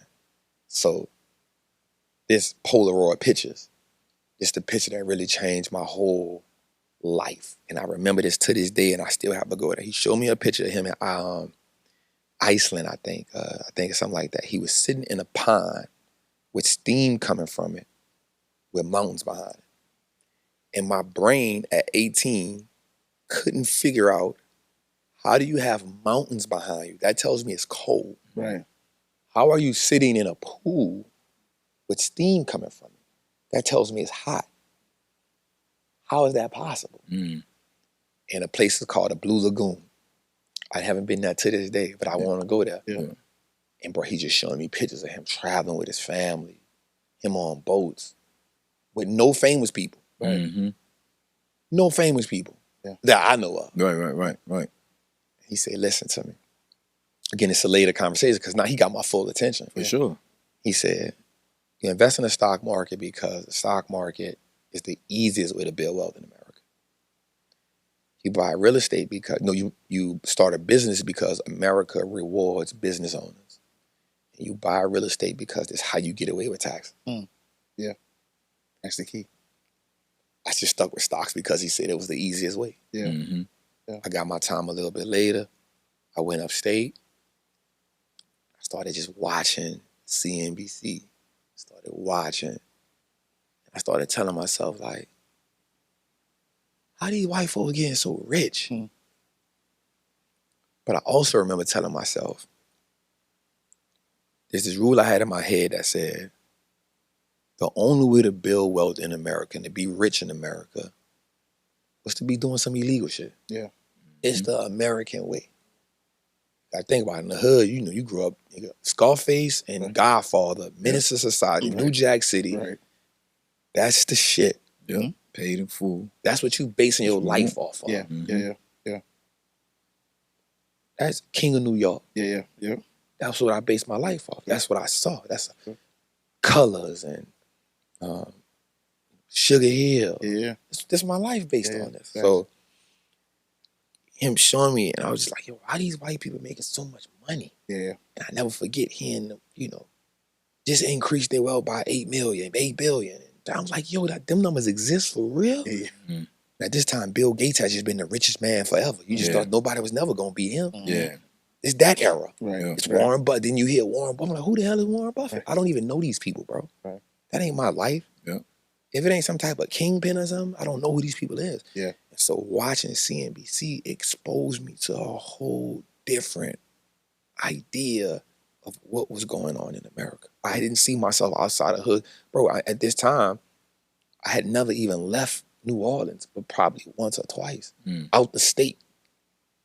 So watching CNBC, bro, and I just started getting it. I had some fights behind the TV because nobody don't want to watch CNBC. They want to watch The Young and the Restless. For sure. It's sports and The Young and the Restless. Yeah. On Soul Train on Saturdays. Right. You're not watching nigga, I'm not about to watch no CNBC. Right. Nigga, you're not even gonna get that kind of money. Right. Why you fantasizing? Yeah. Yeah. You don't even know them people. Yeah. You don't even know what that is at the bottom of the TV. Just sit your stupid ass down. You don't even know what you're looking at. You don't even know what you're looking at. A ticker, nigga. What that is, nigga. You don't know what that is. Right. Yeah. And bro, it was mind-boggling. Yeah. And so the first book I really read was my partner's name, Walter Ward. His name Walt, his daddy named Walter Ward. But Walt was in prison for kidnapping. I won't say kidnapping. He went to go kidnap the dude. I may be telling Walt's story wrong.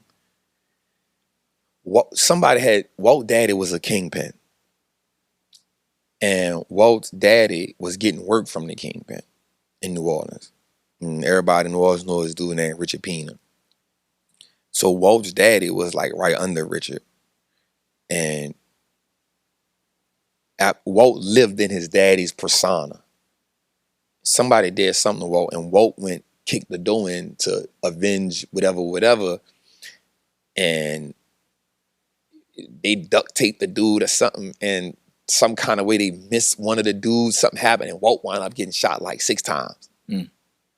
But Walt wound up almost downing him.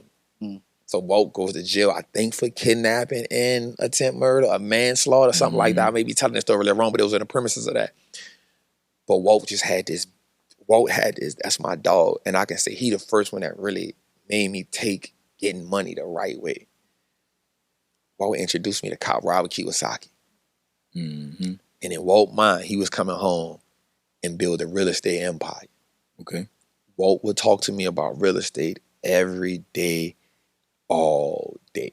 And because he was from P-Town, I was from Mid-City, so he looked at me like his little round. I mean, you my little homie.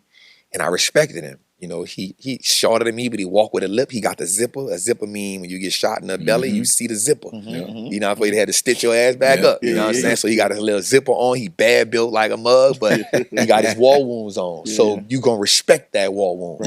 That you gotta be a certain type of man to survive to have that zipper. Yeah, for sure. You know what I'm saying? Walt, they hit Walt up. So Walt, you know, Walt was just on his financial literacy kick. He was just on this nigga Robert Kiyosaki, bro. And I'm like, man, who is that dude look like Danielson? Who is that? It's Mr. Miyagi, man. That nigga lying. But Walt was the first person I saw in prison just order a bunch of freaking financial literacy books. Just all kind of books about money.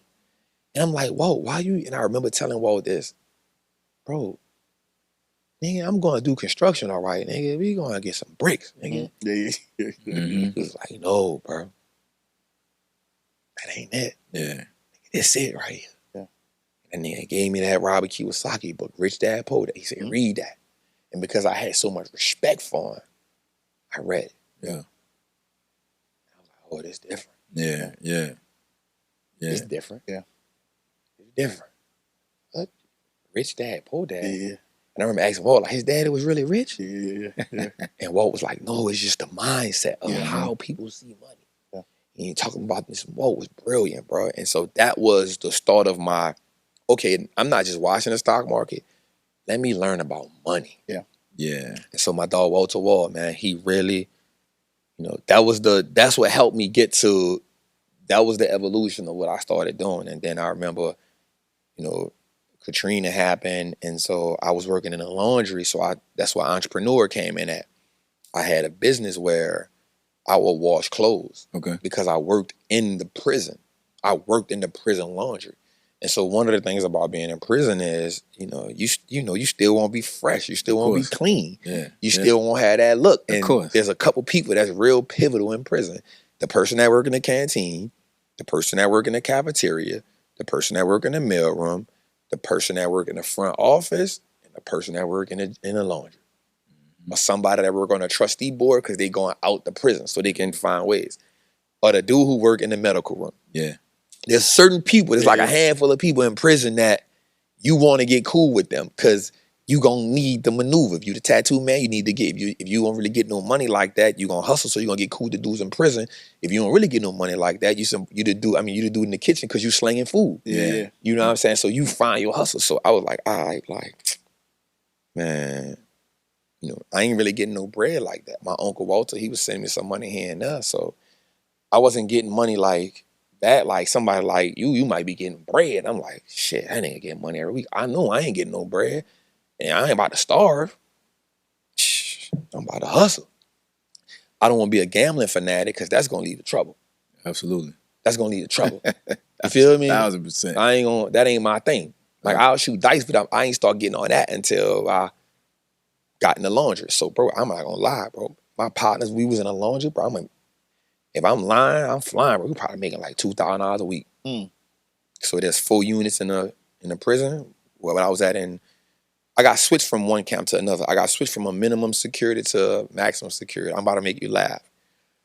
So Toya Johnson, Regine's mom. Yeah. So That's Red. Yeah. Red's wife. Yeah. Red is my dog. I like Red. Yeah. So Red's wife, her brother Walt. Oh yeah, I know Wallstreet. This was my dog. We was like brothers. We was like brothers in prison. Me, him, and my dog Calvin Dale. Calvin passed away. That's a whole other story for another time. But Walt Walt is really, let me say this. This dude is really a brilliant dude. And Walt got me into the rapping thing when we was in prison. We was in a minimum security camp. I say this, Walt is brilliant. Walt is brilliant. We studied the 5% Nation together. We used to study so much about Egypt and Africa. Brilliant dude, bro. But he's stubborn. And Walt used to call Toya and just be tripping. But she loved her brother. It's not a time that nigga ain't called that she ain't picked that phone up. Yeah. And so Walt had this brilliant idea that we should get shipped because the camp we was in, it was DeQuincy. Walt had this brilliant idea that we should get shipped because this was a whole ass camp and we had too much time. And we wasn't able to maneuver like we needed to maneuver. So we all had our own brilliance. Walt had his brilliance, I had my brilliance, my dog Calvin had his brilliance. And so Walt was like, man, we gotta get the fuck out this pussy ass camp, man. It's like a day camp, bro. They got too much time to be here, bro. It's a childish ass camp, bro. And like when you got time, you want to be in big boy prison because, shit going on. They gambling, they drugs, you give it a mover, you can maneuver. Yeah. The camp we was in, it was like a kiddie camp. We like, bro, we gotta get up out of here. Yeah. So we used to all hustle together, like being in the kitchen. We used to sell food out the kitchen. We was getting money. So Walt had this brilliant idea. Walt got caught off for some shit, man. So me and Calvin like, well, and me and Calvin didn't have the temper. Walt had the temper. And that's our dog. So, and he ain't scary. So he think he can rap better than everybody. He like when people think when he in his mind he better than Wayne, he been like that. Yeah. This ain't new. Yeah. Like the way you see him now, this ain't new. He can talk his ass off. He can rap his ass off. He know 50 million words. He know all. He brilliant. He been like that, man. That nigga Wayne, man. I'm telling you, man. Stupid ass nigga, man. That been him. That been him. I didn't even need 15, man. I say that nigga. Like that's him. And he been through some street shit. So he ain't no square nigga. So Walt goes to the hole, and me and Kelvin looking like, well, shit, you know you gotta go with that nigga. We can't let him be by himself. You know what I'm saying? Because he gonna get into some shit. Walt got a mouth on him that'll make a nigga jump him. Because he don't care who you is. He gonna talk his shit.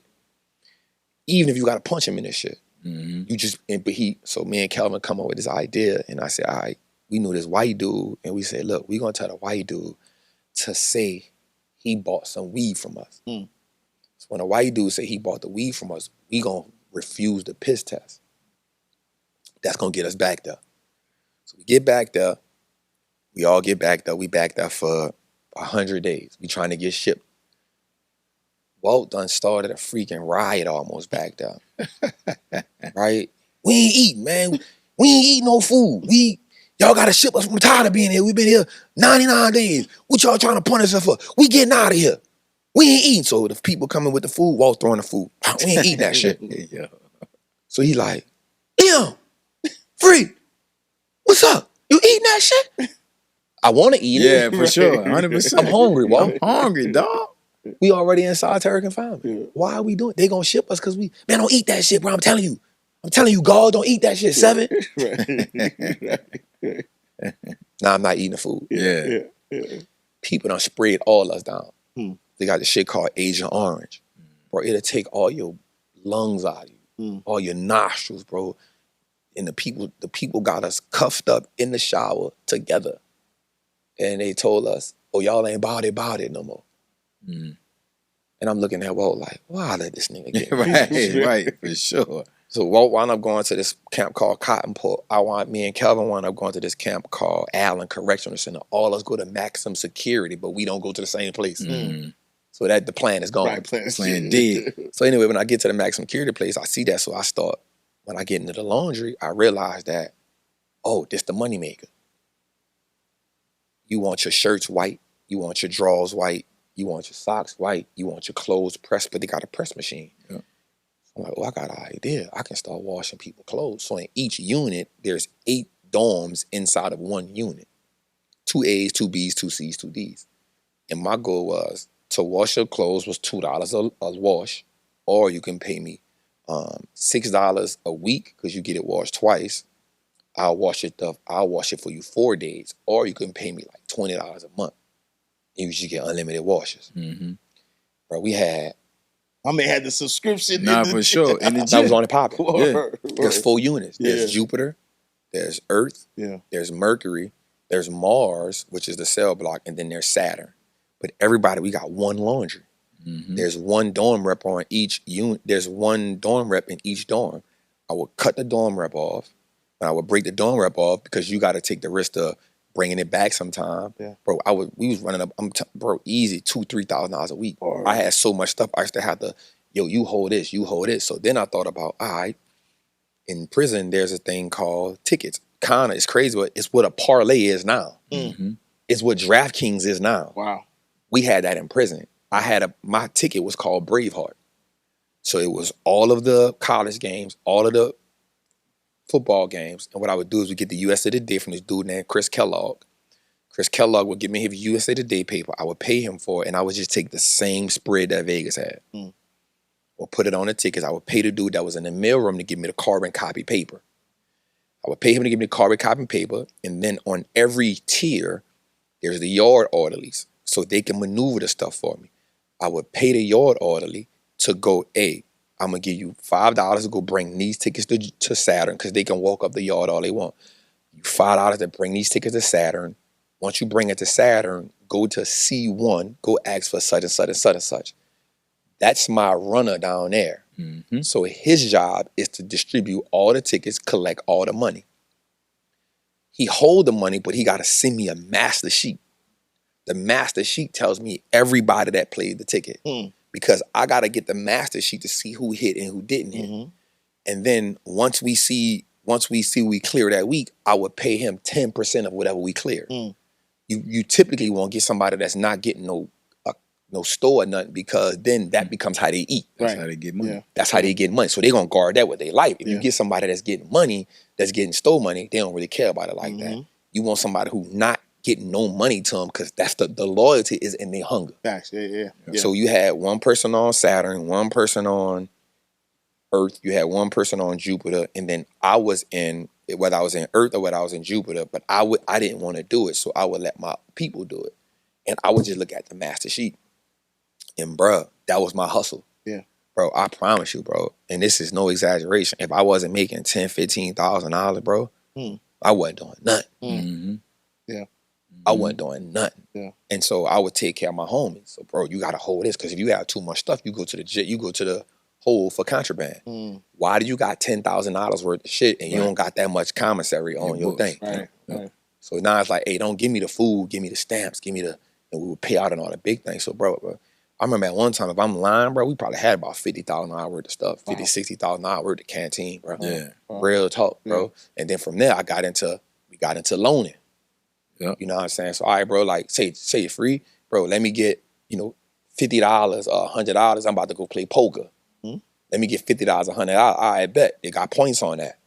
Got 10 points on it. 10 points for every, $25. I bet. What that is, that's interest. Yeah. So now we got the laundry, we got the tickets, and then we doing the loan shark business. And that was my whole, bro, that's how my people wasn't sending me money like that. Wow. That's how I survived prison. Yeah. Wow. And then when I left out of the laundry, I literally just passed the business on to my partner, his name, Isaiah Dorsey. I passed him the whole business and didn't take nothing from it. Yeah. Because he's from New Orleans too. Our people just went through Katrina. Bro, we not about to get no... For sure. Our people can't send us no money. Right. Bro, you can have that. I'm going to just keep the Braveheart business.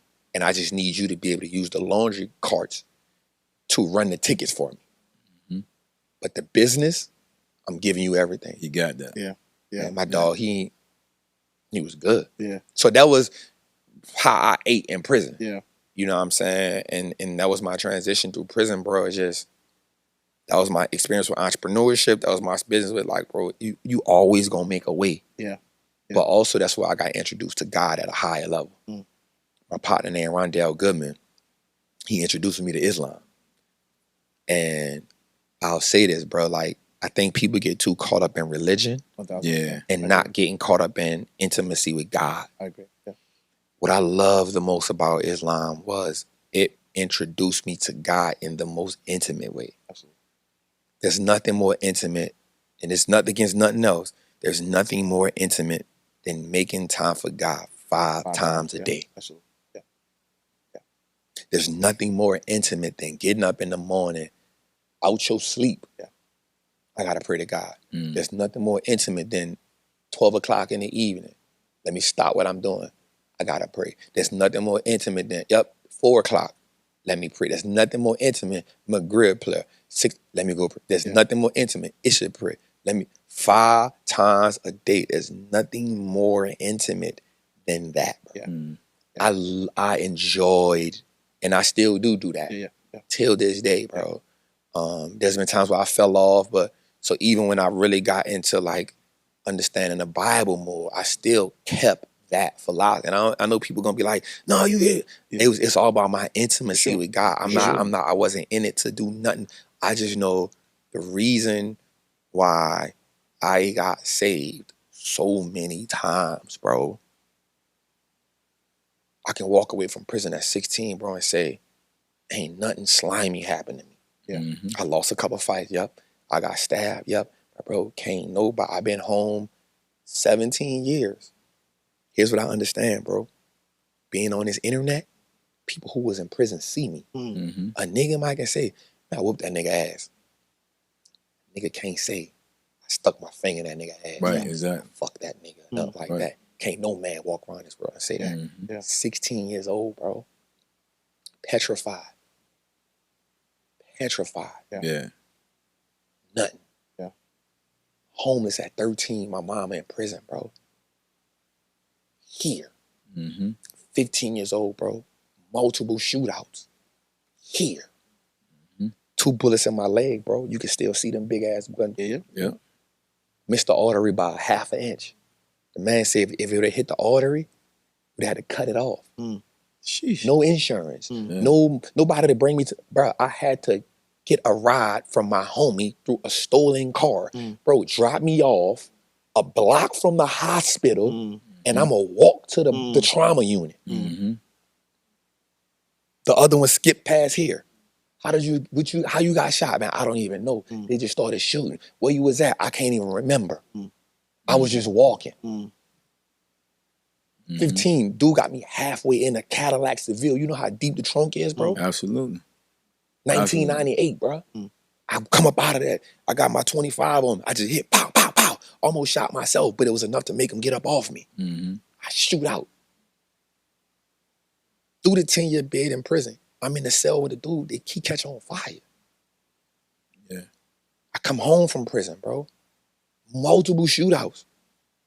Multiple, because in my mind, even though I understand the shit about the stock market, that life still is ingrained in me.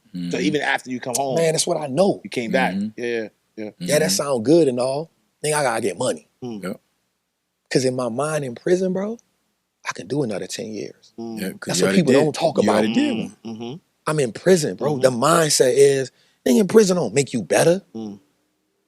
If it did, bro, niggas would come home and change their life. It ain't so somebody come home from prison and have another encounter that they say, wait, all right, wait a minute, bro. I had another encounter, 2 of them to be exact. I'm selling weed because I'm the weed man now. My partner scored QP from me, but he already a 2-time loser.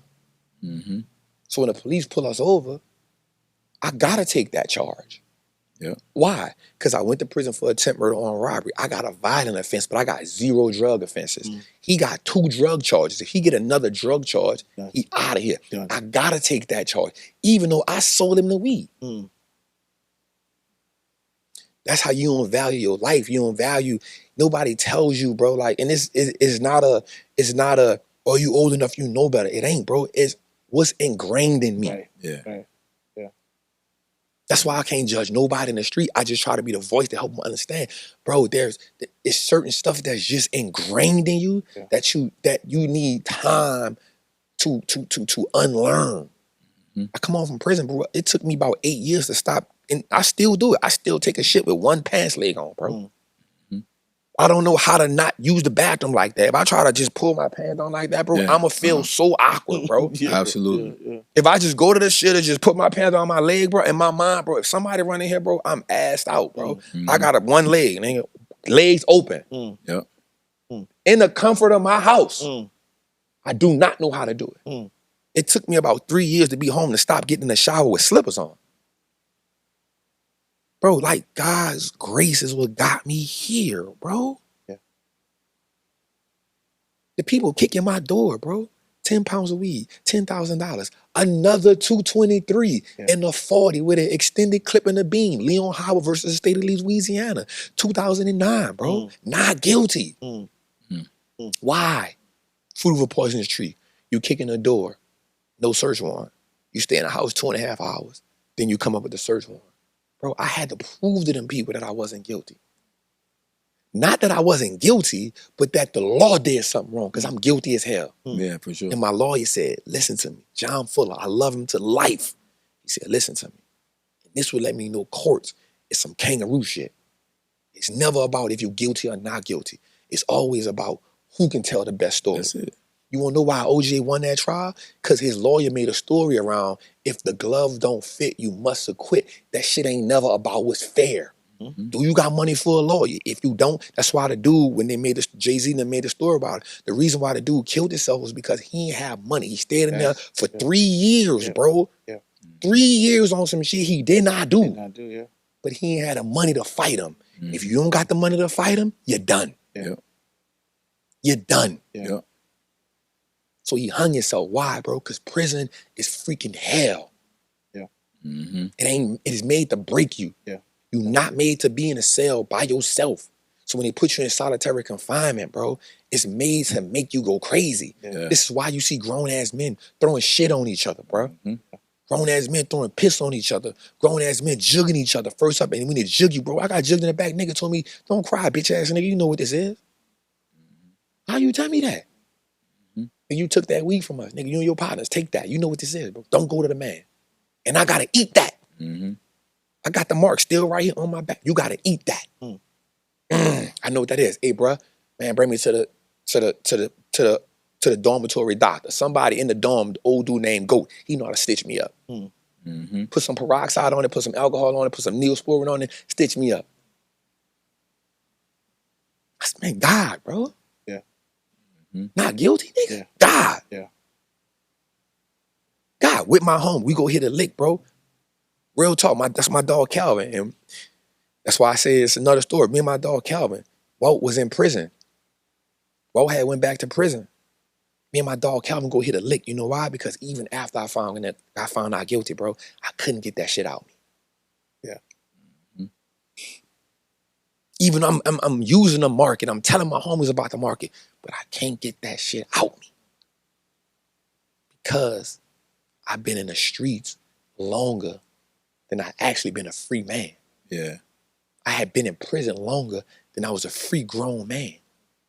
It's all I know. I don't care how many books you read. You gotta go through, you gotta get out of it. Yeah. You gotta have a near-death experience to say, all right, bro, this ain't it. Yeah. Me and my partner go hit a lick. My partner said, say, bro, I didn't realize he was on heroin at the time. He had done started back using heroin. And I know Walter fight me right now because he was like, how you let that nigga get back on heroin? And he's just going through a lot. And so that nigga said, say, son, I need it. We got to hit another lick. We just had hit a lick for like 50. I said, all right, bro, because that's what I did. So what happened, my mind was, all right, let me stop hustling. Look at the mindset. Watch the mindset, Ash. Let me stop hustling. I'm not going to sell no weed. I'm not going to sell no nothing. I'm just going to rob street niggas now. Yeah. Yeah. And the reason why, because I'd rather get it in blood. Yeah. I don't know how to value my life. Yeah. Yeah. I just know if I hustle again, the chances of me going to prison is higher than if I just rob you, nigga, what's up? So the rules to that was, you don't rob no working man. Yeah. You don't rob no woman. But if a nigga sell a nickel bag, he fair game. Yeah. It's like telling a shark, nigga, don't eat a tuna. Yeah. Nigga, get out the ocean. Yeah. Yeah. It's just what it is. Me and my partner go hit the lick, bro. We forgot that they had one more person in the house. So we got the dude laid down. Nigga come back and throw the, hey, bro. I said, oh, God. I turn around, I see that bitch in my face. I said, ooh, I'm about to go. Like, I just turned my head because I ain't want to see it. Guess what I said? Help me, God. Of course. Yeah. Absolutely. Yeah. 100%. Yeah. Help me, God. I'm back in the prayer line, Lord. I'm back. Help me, God. Yeah. My dog Calvin come. He said, hey, me and his sister still to this day. He said, hey, check this out, my nigga. And it's crazy because it happened so fast. He said, hey, I can't stop you for killing my nigga, but guess what? If you kill him, it's going to be 3 dead niggas right there. Here's what I suggest you do. Let him go. You can keep what's in the safe. I'm going to keep what I got. We going to go. The nigga said, you leave with nothing. I said, I'm going to kill him. My dog said, fair exchange ain't no robbery. But it's happening in 30 seconds. Nigga, let me go. Nigga, let Calvin keep what he had in his hand. Because death first is death is like, nigga, who gonna play chicken? Exactly. Right. Exactly. No nigga don't really want to die like that. Right, for sure. Not in front of his face like that. Right. It's a different type of situation. Right. If you hit me from a distance or something, we in a shot, but point blank, all of us, it's a different situation. That's why I'll never tell nobody what you would do, what I would do if I was in that situation. Nigga, I don't know, my energy different. Your energy different when you're in a situation. Your energy different when you gotta pull the trigger. Your energy different when them shit's coming right back at you. That shit different. Yep. When you hear that shit hit the car right on side you, Yep. and that bitch go, pow, you hear it's different. Yeah. You know the nigga shooting at you when you hear that bitch come back. Ooh, that nigga ain't playing. When you hear the sound they make when it hits someone, you look at it, you see the hole that bitch left in something, you know that nigga ain't playing. That nigga trying to kill me. It's different. Yeah. It's 100% different, dog. Yeah. So I finished that situation with my partner. We get in the car and it's crazy because we get home to that nigga house. I say, son, I'm done. Yeah, trap. It's over. Yep. It's over. He's like, man, you tripping, man. This is what we do, nigga. It's part of the game. Yeah. I'm like, nah, nigga. We both done did the time because he did 10 too. I say, damn, bro. I done been in all these situations. I just got found out guilty, nigga. It's 6 months after I got found out guilty. I'm still like, nigga, I'm free. Yeah. I'm like, so I'm done. He like, man, you tripping, man. This is part of the game, nigga. That's what we do, 7. Good, son. Yeah. You feel like that's the moment where you started to take the market. That was the moment. Yeah. 2014, bro. Yeah. That was the moment. Right before that, I ain't gonna say my nigga name because he don't even know this. I was about to kill one of my niggas. That's why I stopped smoking weed. We was smoking weed in the crib. And that's why therapy is so important for me right now. And I'm not saying this I'm just giving you an idea of the mindset that niggas go through that you never know. Yeah. My partner come to me and I'm just in a situation. I'm smoking the weed and bro, I don't know what it was, bro. Like, that shit was laced or something. I don't know. But I wasn't thinking about, man, I might as well just take that nigga weed. But I can't take his weed. I'll kill him. If I take his weed, I know what this is gonna be. Yeah. I'll kill him. And the more we sit there, the more the weed just went to sitting on me, I was like, yeah, this an easy lick. That's crazy. And I had to snap. I said, hey, son, you gotta go. Yeah. He was like, man, what's up, nigga? So I'm like, nah. I'm like, man, this weed fucking with me, dog. Like, I'm about to lay my ass down. He's like, all right, nigga. He leave. This chick I used to deal with, I call her mama. I said, Ma, I need you to pray for me. She said, why? I said, I'm about to kill myself. I'm hearing a voice in my head say,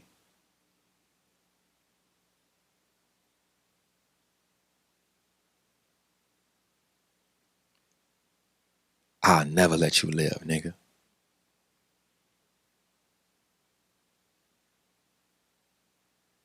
You gonna kill yourself, nigga. You ain't worthy to be in. You know what you did was wrong.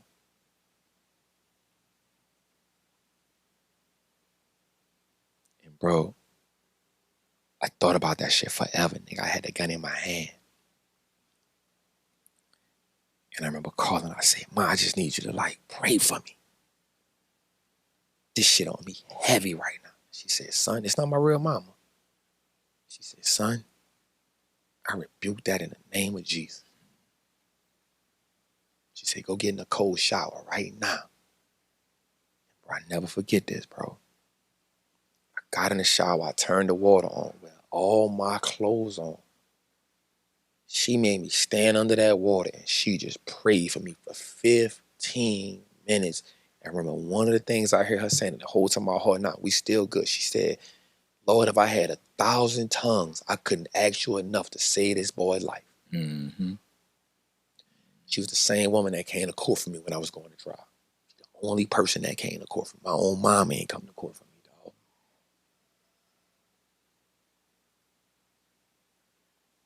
That moment, bro, was the moment I said, all right, bro, like, 2 things gotta happen here, my nigga.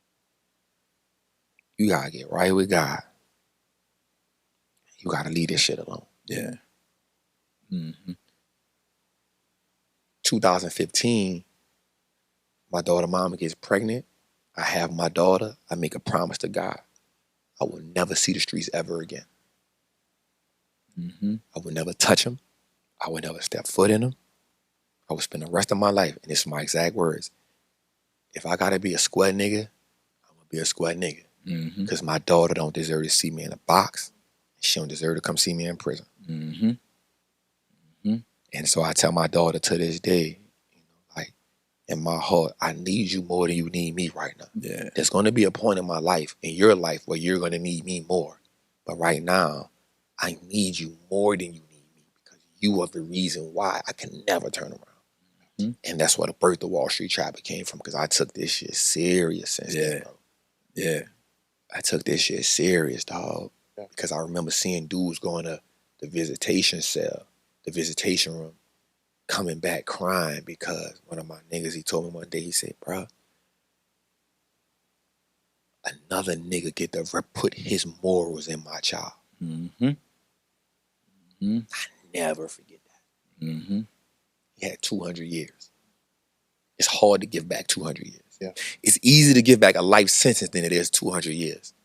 Because if they can't take back the L or the I or the F or the E, they got to take the whole life sentence back. You go to a trial for, you try to give back 200 years, they can say, all right, we take 20 from you, now you got 180. 180, right. They got to fight that again. Yep. All right, we'll take 50 from you, if they do that. He was like, bro, another nigga he had a little girl. He said, bro, another nigga get to implement his morals in my child. How I feel to keep your promise to your baby girl. How I feel. Man, she don't even know. Yeah. You know though. I know. You know. One day I'm gonna tell her the story. Yeah, yeah. But it's because of her you get Wallstreet Trapper, dog. Yeah. It ain't because of, keep saying, bro, like, God, bro. And, you know, we say, nobody cares. Yeah. Bro, when I be on some, bro, let's not do that. Mm-hmm. It's not to try to be an alpha male. Yeah. It's not to try to, like, make you seem like you ain't no man. I just know how far I would take it. Mm-hmm. And once you fight so hard to put something like that in the bottle, 100%. Yeah. never want to let it go. 1,000%. But people will look at that like, oh, this nigga trying to be a gangster. Oh, bro, I promise you, I never won't be that shit. Yeah. Mm-hmm. Bro, I want you to look at me as I'm a square nigga, bro. I do business. Yeah. You know, I invest.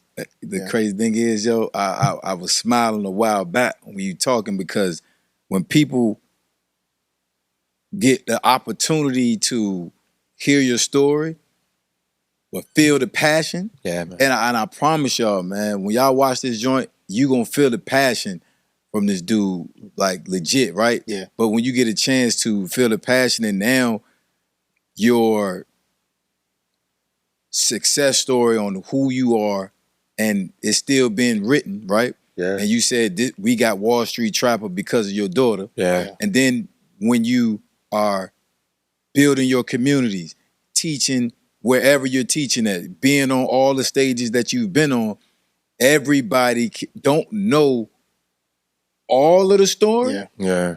And all of the story don't really matter. It don't. But what really matters Yeah. is the passion that you teaching with man. because you care, bro. Yeah, bro. You care. Yeah. It's people, man, me and Ash talk all the time. Yeah. And especially in the world that we're in as being leaders of whatever we're in, right? Mm-hmm. But you got people that don't care. Yeah. They got a talent. It's Yeah. cool. And that's fire. You got a Sure. talent. But when you meet that talent and I care, Yeah. Yeah.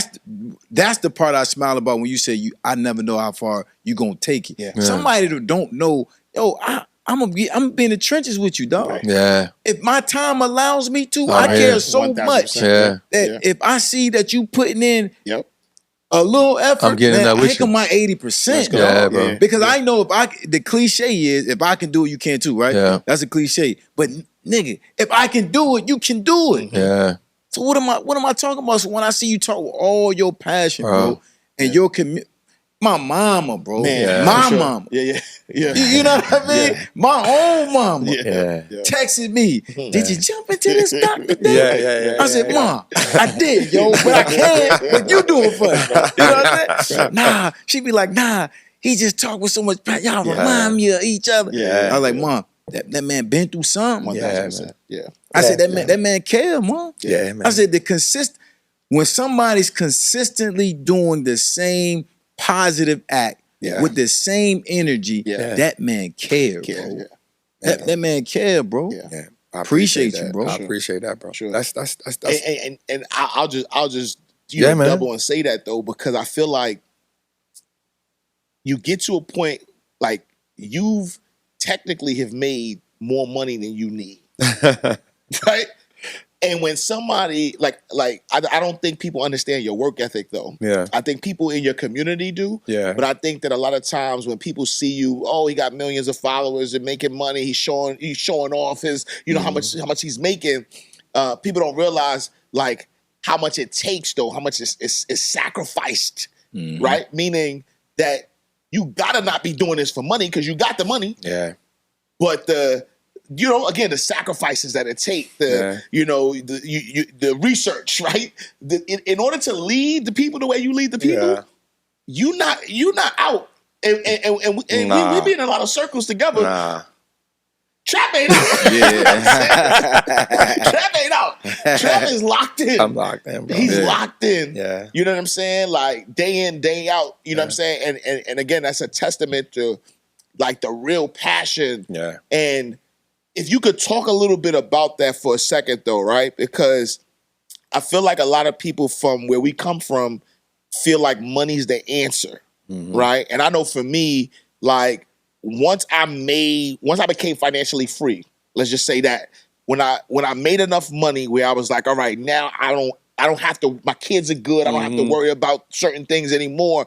When I became financially free, in my head, growing up in the projects, I thought that it like there was gonna be confetti or I was gonna feel a certain way. Yeah. You know what I'm saying? Like there was like I reached this destination. Yeah. And I didn't feel as full as I thought I would feel. You know what I'm saying? And so I actually feel more full when I'm doing the work. Right? Yeah. And so can you talk a little bit about that feeling? Like when was the first time when you made enough money where you was like, one, I'm financially free, and did you have that same feeling of like, did you feel like you arrived, or was there like was it everything you ever thought of? That question is it can be said so many ways, right? So one is, well, I'll say this: I've never thought that I've arrived. I've always, and I've become more open with my relationship to God these last few years. So I used to be cool with this guy named Pocky, Hood Estates. And I remember one day he told me something. Him and his wife told me something, and I have so much love and respect for them till this day. It was even though we not cool no more. When we met, it was God knew I needed them in my life. They told me something one day, and this has stuck with me for so long. Sandy, his wife, told me, Trap, the people will love you today. They will hate you tomorrow. They will talk shit about you. They will drag your name in the mud. Don't never think you did this. Always know that God did it. And if you always know that God did it, you'll never let the celebrity get to your flesh. And then Pocky told me, you're going to be bigger than what you think you are. I can see it on you. Don't feed that flesh. That's what he told me. And I held that. Never let that go. So I've never felt like I've arrived. I've only gotten to a point where God wants me to be. And he will decide if I'm obedient enough to deem me worthy to go to the next level. Right? But and that's a two-part question, and I'm gonna answer it two ways. I'm gonna answer the first part here because it's fresh. So Jose always tells me, I can't believe you do some of the stuff you do off the top of your head. I read the Quran and the Bible so much. Lately, the last 2 years, I've been in the Bible way more because storytelling in it is just phenomenal. So many analogies in it that you can use. And I was telling Jose this the other day. I said, bruh, there's always going to be a residue of who you really are when you're transforming from God. So Jose, I like Jose because he's always, and Every time. Make that make sense to me. Tell me a little bit more about that. Every time. Right? So I love, and I tell him something because, he's inquisitive. Yeah. And taking nothing away from him, he always, he is always in the mode. I'm glad he's the opposite of me. Yeah. Jose stands in the fact that I ain't been through none of that shit you've been through. Yeah. Yeah. So when you tell me something about that, like, make it make sense to me. Yeah, for So sure. I can see the picture of it. Yeah, for sure. So I can always talk to him from a perspective of, I'm not talking to a street dude. Right. But in the other part, it helps me have a intelligent conversation with him because he's brilliant. Mm-hmm. So I said, Jose, check this out, bro. I said, bro, check this out. I said, Moses killed the man with his hands. So we know he about that life. Then he went to the desert. So we know he is willing to be in the wilderness. He's willing to be without it because he left the palace. I said, so God uses him in the desert to bring people to the desert so they can survive. I said, but one of Moses' issues and insecurities was he had a stuttering problem. He had a speech impediment. So that was an insecurity of his. So God uses insecurity to make him speak to the most powerful man and a nation. Mm. So Jose's just like, he listening. So I said, Moses' insecurity was his speech, but yet he spoke with so much power and authority, even Pharaoh had to second guess himself. That's when God uses you. God will use the thing that you feel weak about as your strength. Yeah. But also he'll give you power to talk to his people. I said, but there was a moment where Moses, he in the desert, he in the wilderness. We think he leading the people, but God really using the wilderness to work on him. Because he still got the killer in him. And if the people frustrate him enough, he'll kill their ass. Because the anger, the frustration, the aggression is in him. Yeah. So not only are the people walking out in the wilderness for 40 years, but Moses, I need 40 years to work on your heart. Because if I don't get that aggression out of you, you got blood on your hand. You know what that's like. And if put in the wrong environment, you will 100% resort back to that. Because the residue of the killer still lives in you. God brings Moses to the mountain, gives him the command, talks to him. God also tells Moses and Aaron, go speak to the rock. The very thing that you once felt ashamed with, I'm about to give you power to do something even more miraculous. Go speak to the rock and you're going to quench all their thirst. But what happens? Moses goes and he see them doing stuff they don't got no business. So he take it up on himself to not speak to the rock, but to use his aggression and frustration to hit the rock. And the thing about anger is, once it takes over, it's on you. So not only did he hit it once, he hit it twice. So God says, you know what?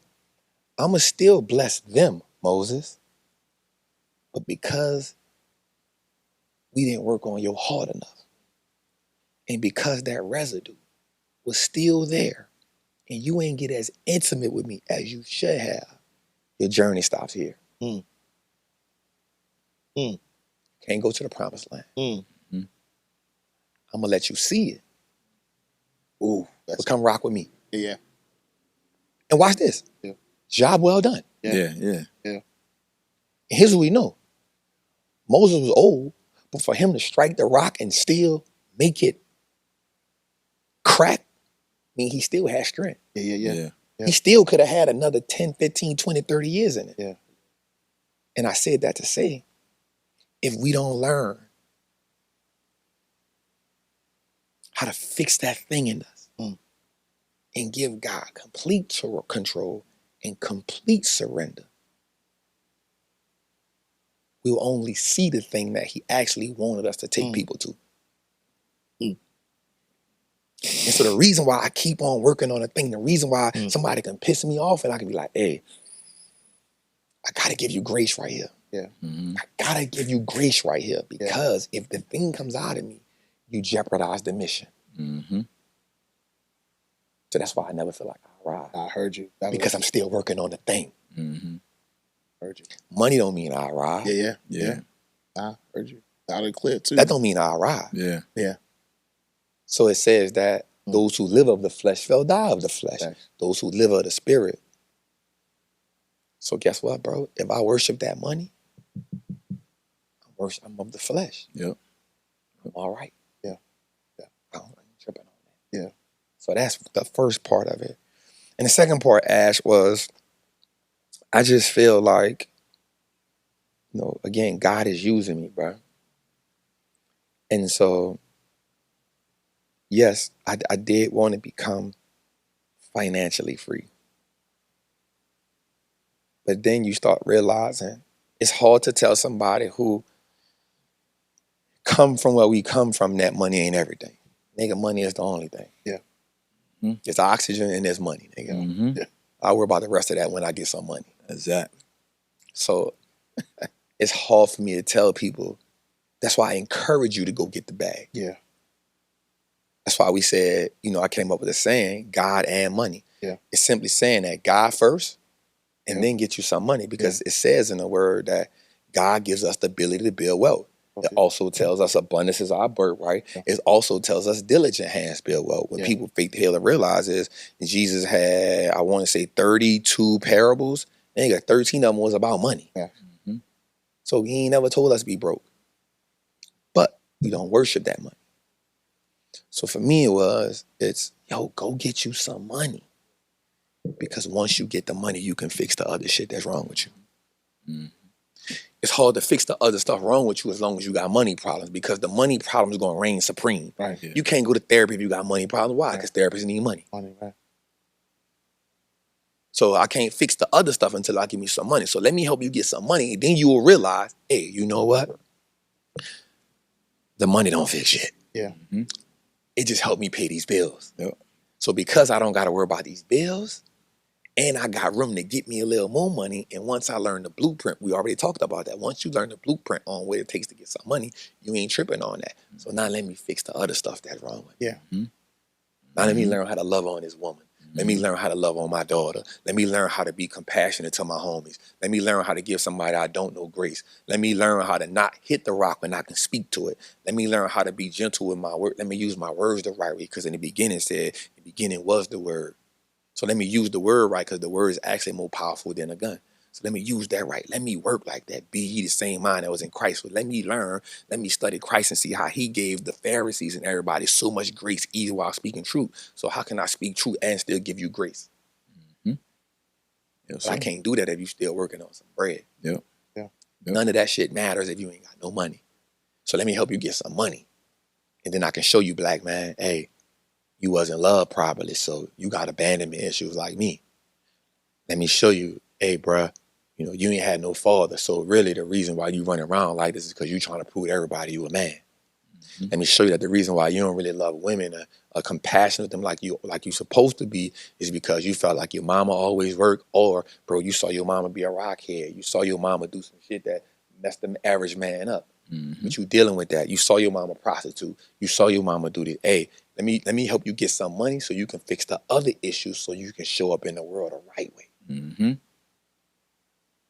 So the money ain't did shit but help me get the bills out the way. Yep, I'm not worried about money no more. Yep, my daughter is already good. Good. Now I can go pay the best therapist. And my therapist talked to me now. She be like, I'm so proud of you. I'm calling her, telling her, I'm excited to tell her, man, I was talking to my girl and I heard her say this, so I fixed this. Man, this situation really pissed me off today, but here's how I handled it. Or I'm praying more. Or today I only pray 5 times, I pray 6 times a day. Because something's really on my heart.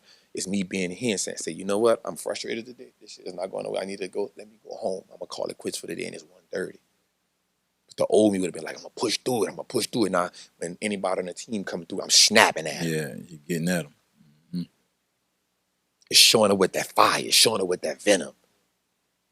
And because the old me saying, nigga, you don't want to take it there. Yeah. I won't take it there. What you want to do? I need to get this off my chest anyway.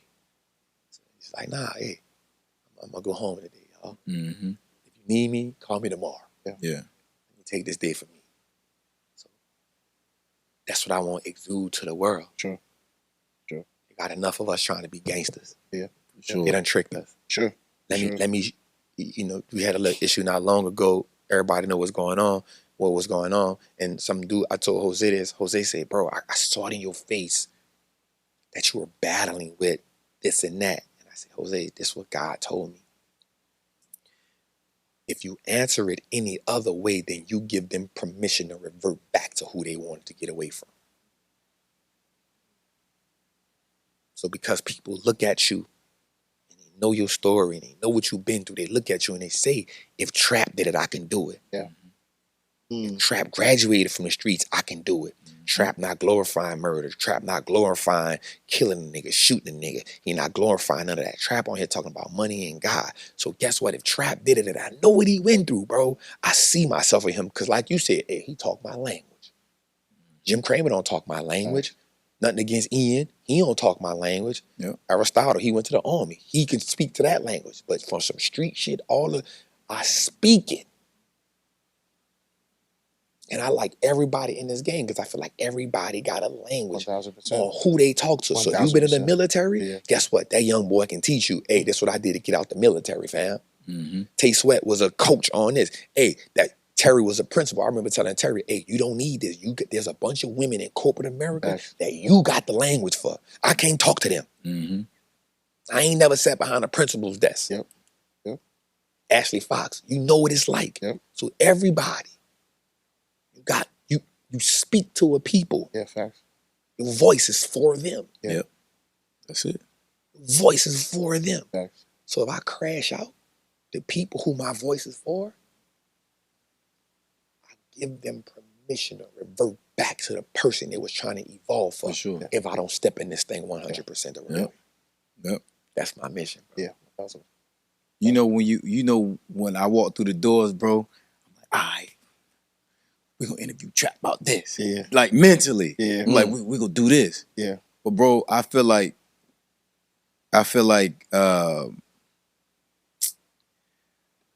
you know, sometimes you gotta think about what you're gonna say before you say it. Yeah. Mm-hmm. And I feel like at this very moment, like what you have said, what you have given people permission through your story and through what you just answered your mission is. Yeah. Yo, bro, this interview is not an interview anymore. Yeah. You know what I mean? It's not that anymore. Yeah. It's morphed into what we all aspire. Number one, to have a conversation, but number two, to be super uplifting. Yeah. Yeah. And impactful. Yeah. Yeah. I don't even want to ask you, Trap, what's next? I don't want to do that. Yeah. Yeah. You hear me? I don't want to soil everything that you just said by saying, Trap, what you got now? Nah, I don't care. I care, but you know what I mean? That's another time, bro. I agree. What you done and said and how we maneuvered through your journey on camera, bro. Yeah. Now this is a masterclass, bro. And I'll tell you this, cause we on camera, I almost got emotional 3 times. Damn. I almost got emotional 3 times, and I won't say why because if I do, I'll probably cry. Yeah. But there was moments that you released me though. Yeah. You know what I'm saying? Whew. So so even in this conversation, I'm like, shit. Yeah. I didn't come here for that. For sure. Right. I didn't come here for that. Wow. Right? Because God told me to do this. Yes, sir. Because I said there's a people I need to serve. Come on, bro. Like you released me, and it was things that you said. I said, oh shit. Yeah. And so it's funny how, you know, how God uses people. Come on, man. Yeah. Cause for me, I'm like, yo, I'm God told me to help the brothers and sisters behind the wall. Come on. Yeah. This is who this show is for. Yeah. Right? Come on. Or who I thought it was for. Come on. So I appreciate you, bro. Yeah, man. Yeah. Yeah, man. Like it comes a time when, you know, there's a time and a place for everything, and everything happened for a reason. Yes, sir. And for y'all don't know on camera, this is our third attempt. That's a fact. Yeah. You know what I mean? That's a fact. This my guy, right? Yeah, like that's this dude is a genuine dude. Yeah, the for people sure. in this stab, here's my Jose. That's my dog. Yes, sir. Yeah. And you know what I mean? These are we're intertwined. For sure. Yes, sir. For sure. But it happened when it was When it supposed needed to happen. For sure. Yes, sir. Because the conversation came out how it was supposed to come out. Yeah, for sure. Yeah. You know what I For mean? sure. So again, bro, like I just want to, number one, man, tell you thank you. Yes, sir. You know what I mean? Just for being you. Yes, sir. I appreciate who you are Come to on. not just me and the influencer community, Yeah. but who you are to everybody that's under the sound of your voice, dog. Yes, sir. Like that's different. Yes, sir. You got people depending on you that don't know you, That don't know you. you don't even know. Yeah. That you'll probably That's never different. meet. Yeah. You know what I mean? And Yeah. I could tell you take that responsibility very serious. Yeah, for Like sure. very serious, bro. So this interview, this conversation, let me stop calling it that, has been dope, man. Yeah, this is probably Yeah. going to be the first time that I've done an interview, and I'm excited to watch it. Oh, no, wow. for sure. Yeah, because I don't watch. Yeah. I like, and that's You- stuff you I'm do, working you through. do. I don't like to watch my own interviews. No.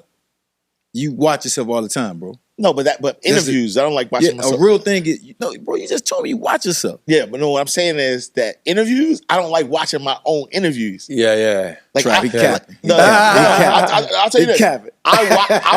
I watch interviews for clips. I'm about to say, You know what I'm saying? probably Like for the to- clip and the study But- it. but I probably. never- you can give him grace. You said Look, you give people grace. Give him like grace, that. bro. He just Give like him- that. But I'm telling you know what it is. I don't like Try to watching. give him grace, bro. I watch my own interviews and clip things up. Yeah, I get this it. is a Well, moment, I this do is a that. moment. That's what You know I do. saying? You look for the But like moments. I never like most interviews. Like I'm like I already know what What they're I gonna say, say or yeah, whatever. yeah, So, yeah. but this interview though, I like legit, and I'm excited. I'm like, yo, I want to rewatch this. You know what I'm saying? And we talked about this a long time, but like you need a book. Yeah. You need a movie. Yeah. I got text messages from 3 years ago. Yeah. You know what I'm saying? Yeah. But yeah, man, like this was a masterclass for sure. You know Man, what I'm saying? I And I appreciate think that, man. when we think about your story, when you think about everything you've been through, when you think about your mission, when you think about your walk with God, like all of it is just, I think there's so many lessons in it. You know what I'm saying? And yeah, I appreciate your being, brother. Thank y'all, you know, man. I appreciate it. And I told my people, I was like, yo, I'm going to do it. Yes, sir. Yeah. Yes, sir. We just got to find a pocket. Yes, sir. You know what I'm saying? Yeah. And she hit me. I was supposed to leave for DC today. Because I told Jose, I said, I got to go to DC today. And she said, you got, I said, oh, no, I will book the flight tomorrow then. Yeah. I said, no, we good. I'll book the yeah. flight tomorrow. Appreciate She's like, that. no, you got it. I'm like, no, I'll book it tomorrow. Yeah. I think what happens in life is sometimes we don't let things fall the way they supposed to. Yeah, When for God sure. got them intended. For sure. And we try to move things on our time. For sure. For sure. This is the time I got it. I said, no. And I said, hey, let's look at this range of time. Yeah. Look at this range and let's figure out what that looks like. Yeah. I'm going to do it. Yes, sir. Yeah. You know, I'm like, that's my guy. Yeah. Yeah. For sure. You just got to find that window where these couple days look really good for us. Yeah. And I'm like that in life. Yeah. Sure. Yep. 100%. Man. Yeah, I mean, just full transparency. Like, there's a lot of things you've always kept your word with me. Yeah. Always. Like, I'm there's like always that. things you'll tell me. You'll be like, "Yo, I'm gonna do it," Yeah. and I've asked you to pull up from Yeah. certain like everything I've asked you Man. for that you say, "Yo, I got you," Yeah. and things that you're not gonna do. You Yeah. told me too. Oh, I ain't doing that. You're like, "Yo, I'm not doing that." Yeah. He's like, I love you, bro, but I think can't it's do that. transparency, You know bro. what I mean? That you know, people don't know how to say, I'm good with this. for sure. But I also won't let a friendship box me in. Yeah. Mm-hmm. Yeah. Yep. Because if I consider you a friend, Mhm. you have an idea who I am. Yeah. Already. So you know that I'll tell you no. Yeah. But you also know that I'll show up for you with flying colors. 1,000%. Mhm. Yeah. And I won't say, man, you know I ain't charged you for that. Yeah. I'm gonna get up there and I'm gonna wreck it for you. Yeah. I'm gonna Yeah. do whatever you need from me, Yeah. bro. Sure. Because I take this position in life so serious. Yeah. God allowed me to partner with him on my life. Yeah. God allowed me to partner with him on my life. God didn't partner with me before I had plans for you in the womb. Thus said the Lord. Yeah. Plans for you to prosper, not harm you. Yeah. So you already had something for me. I didn't have nothing for myself. You had something for me. So you allowed me to partner with you on this thing that we have titled my life. Yeah. Bruh. Yeah. Bruh. Yeah. How amazing is that? Yeah, for sure. Yeah. You feel me? Yeah. Like, you get the partner with God. Yeah. Bro, it don't get no better than that. Yeah. It's the best partner I can have. That's too easy. Yeah. It's the best partner I can have in trading. Yeah. And before every trade I make, bro, I be like, God, let me see this thing. And people be like, you can't put God in trade. No, you can. Yeah. You can.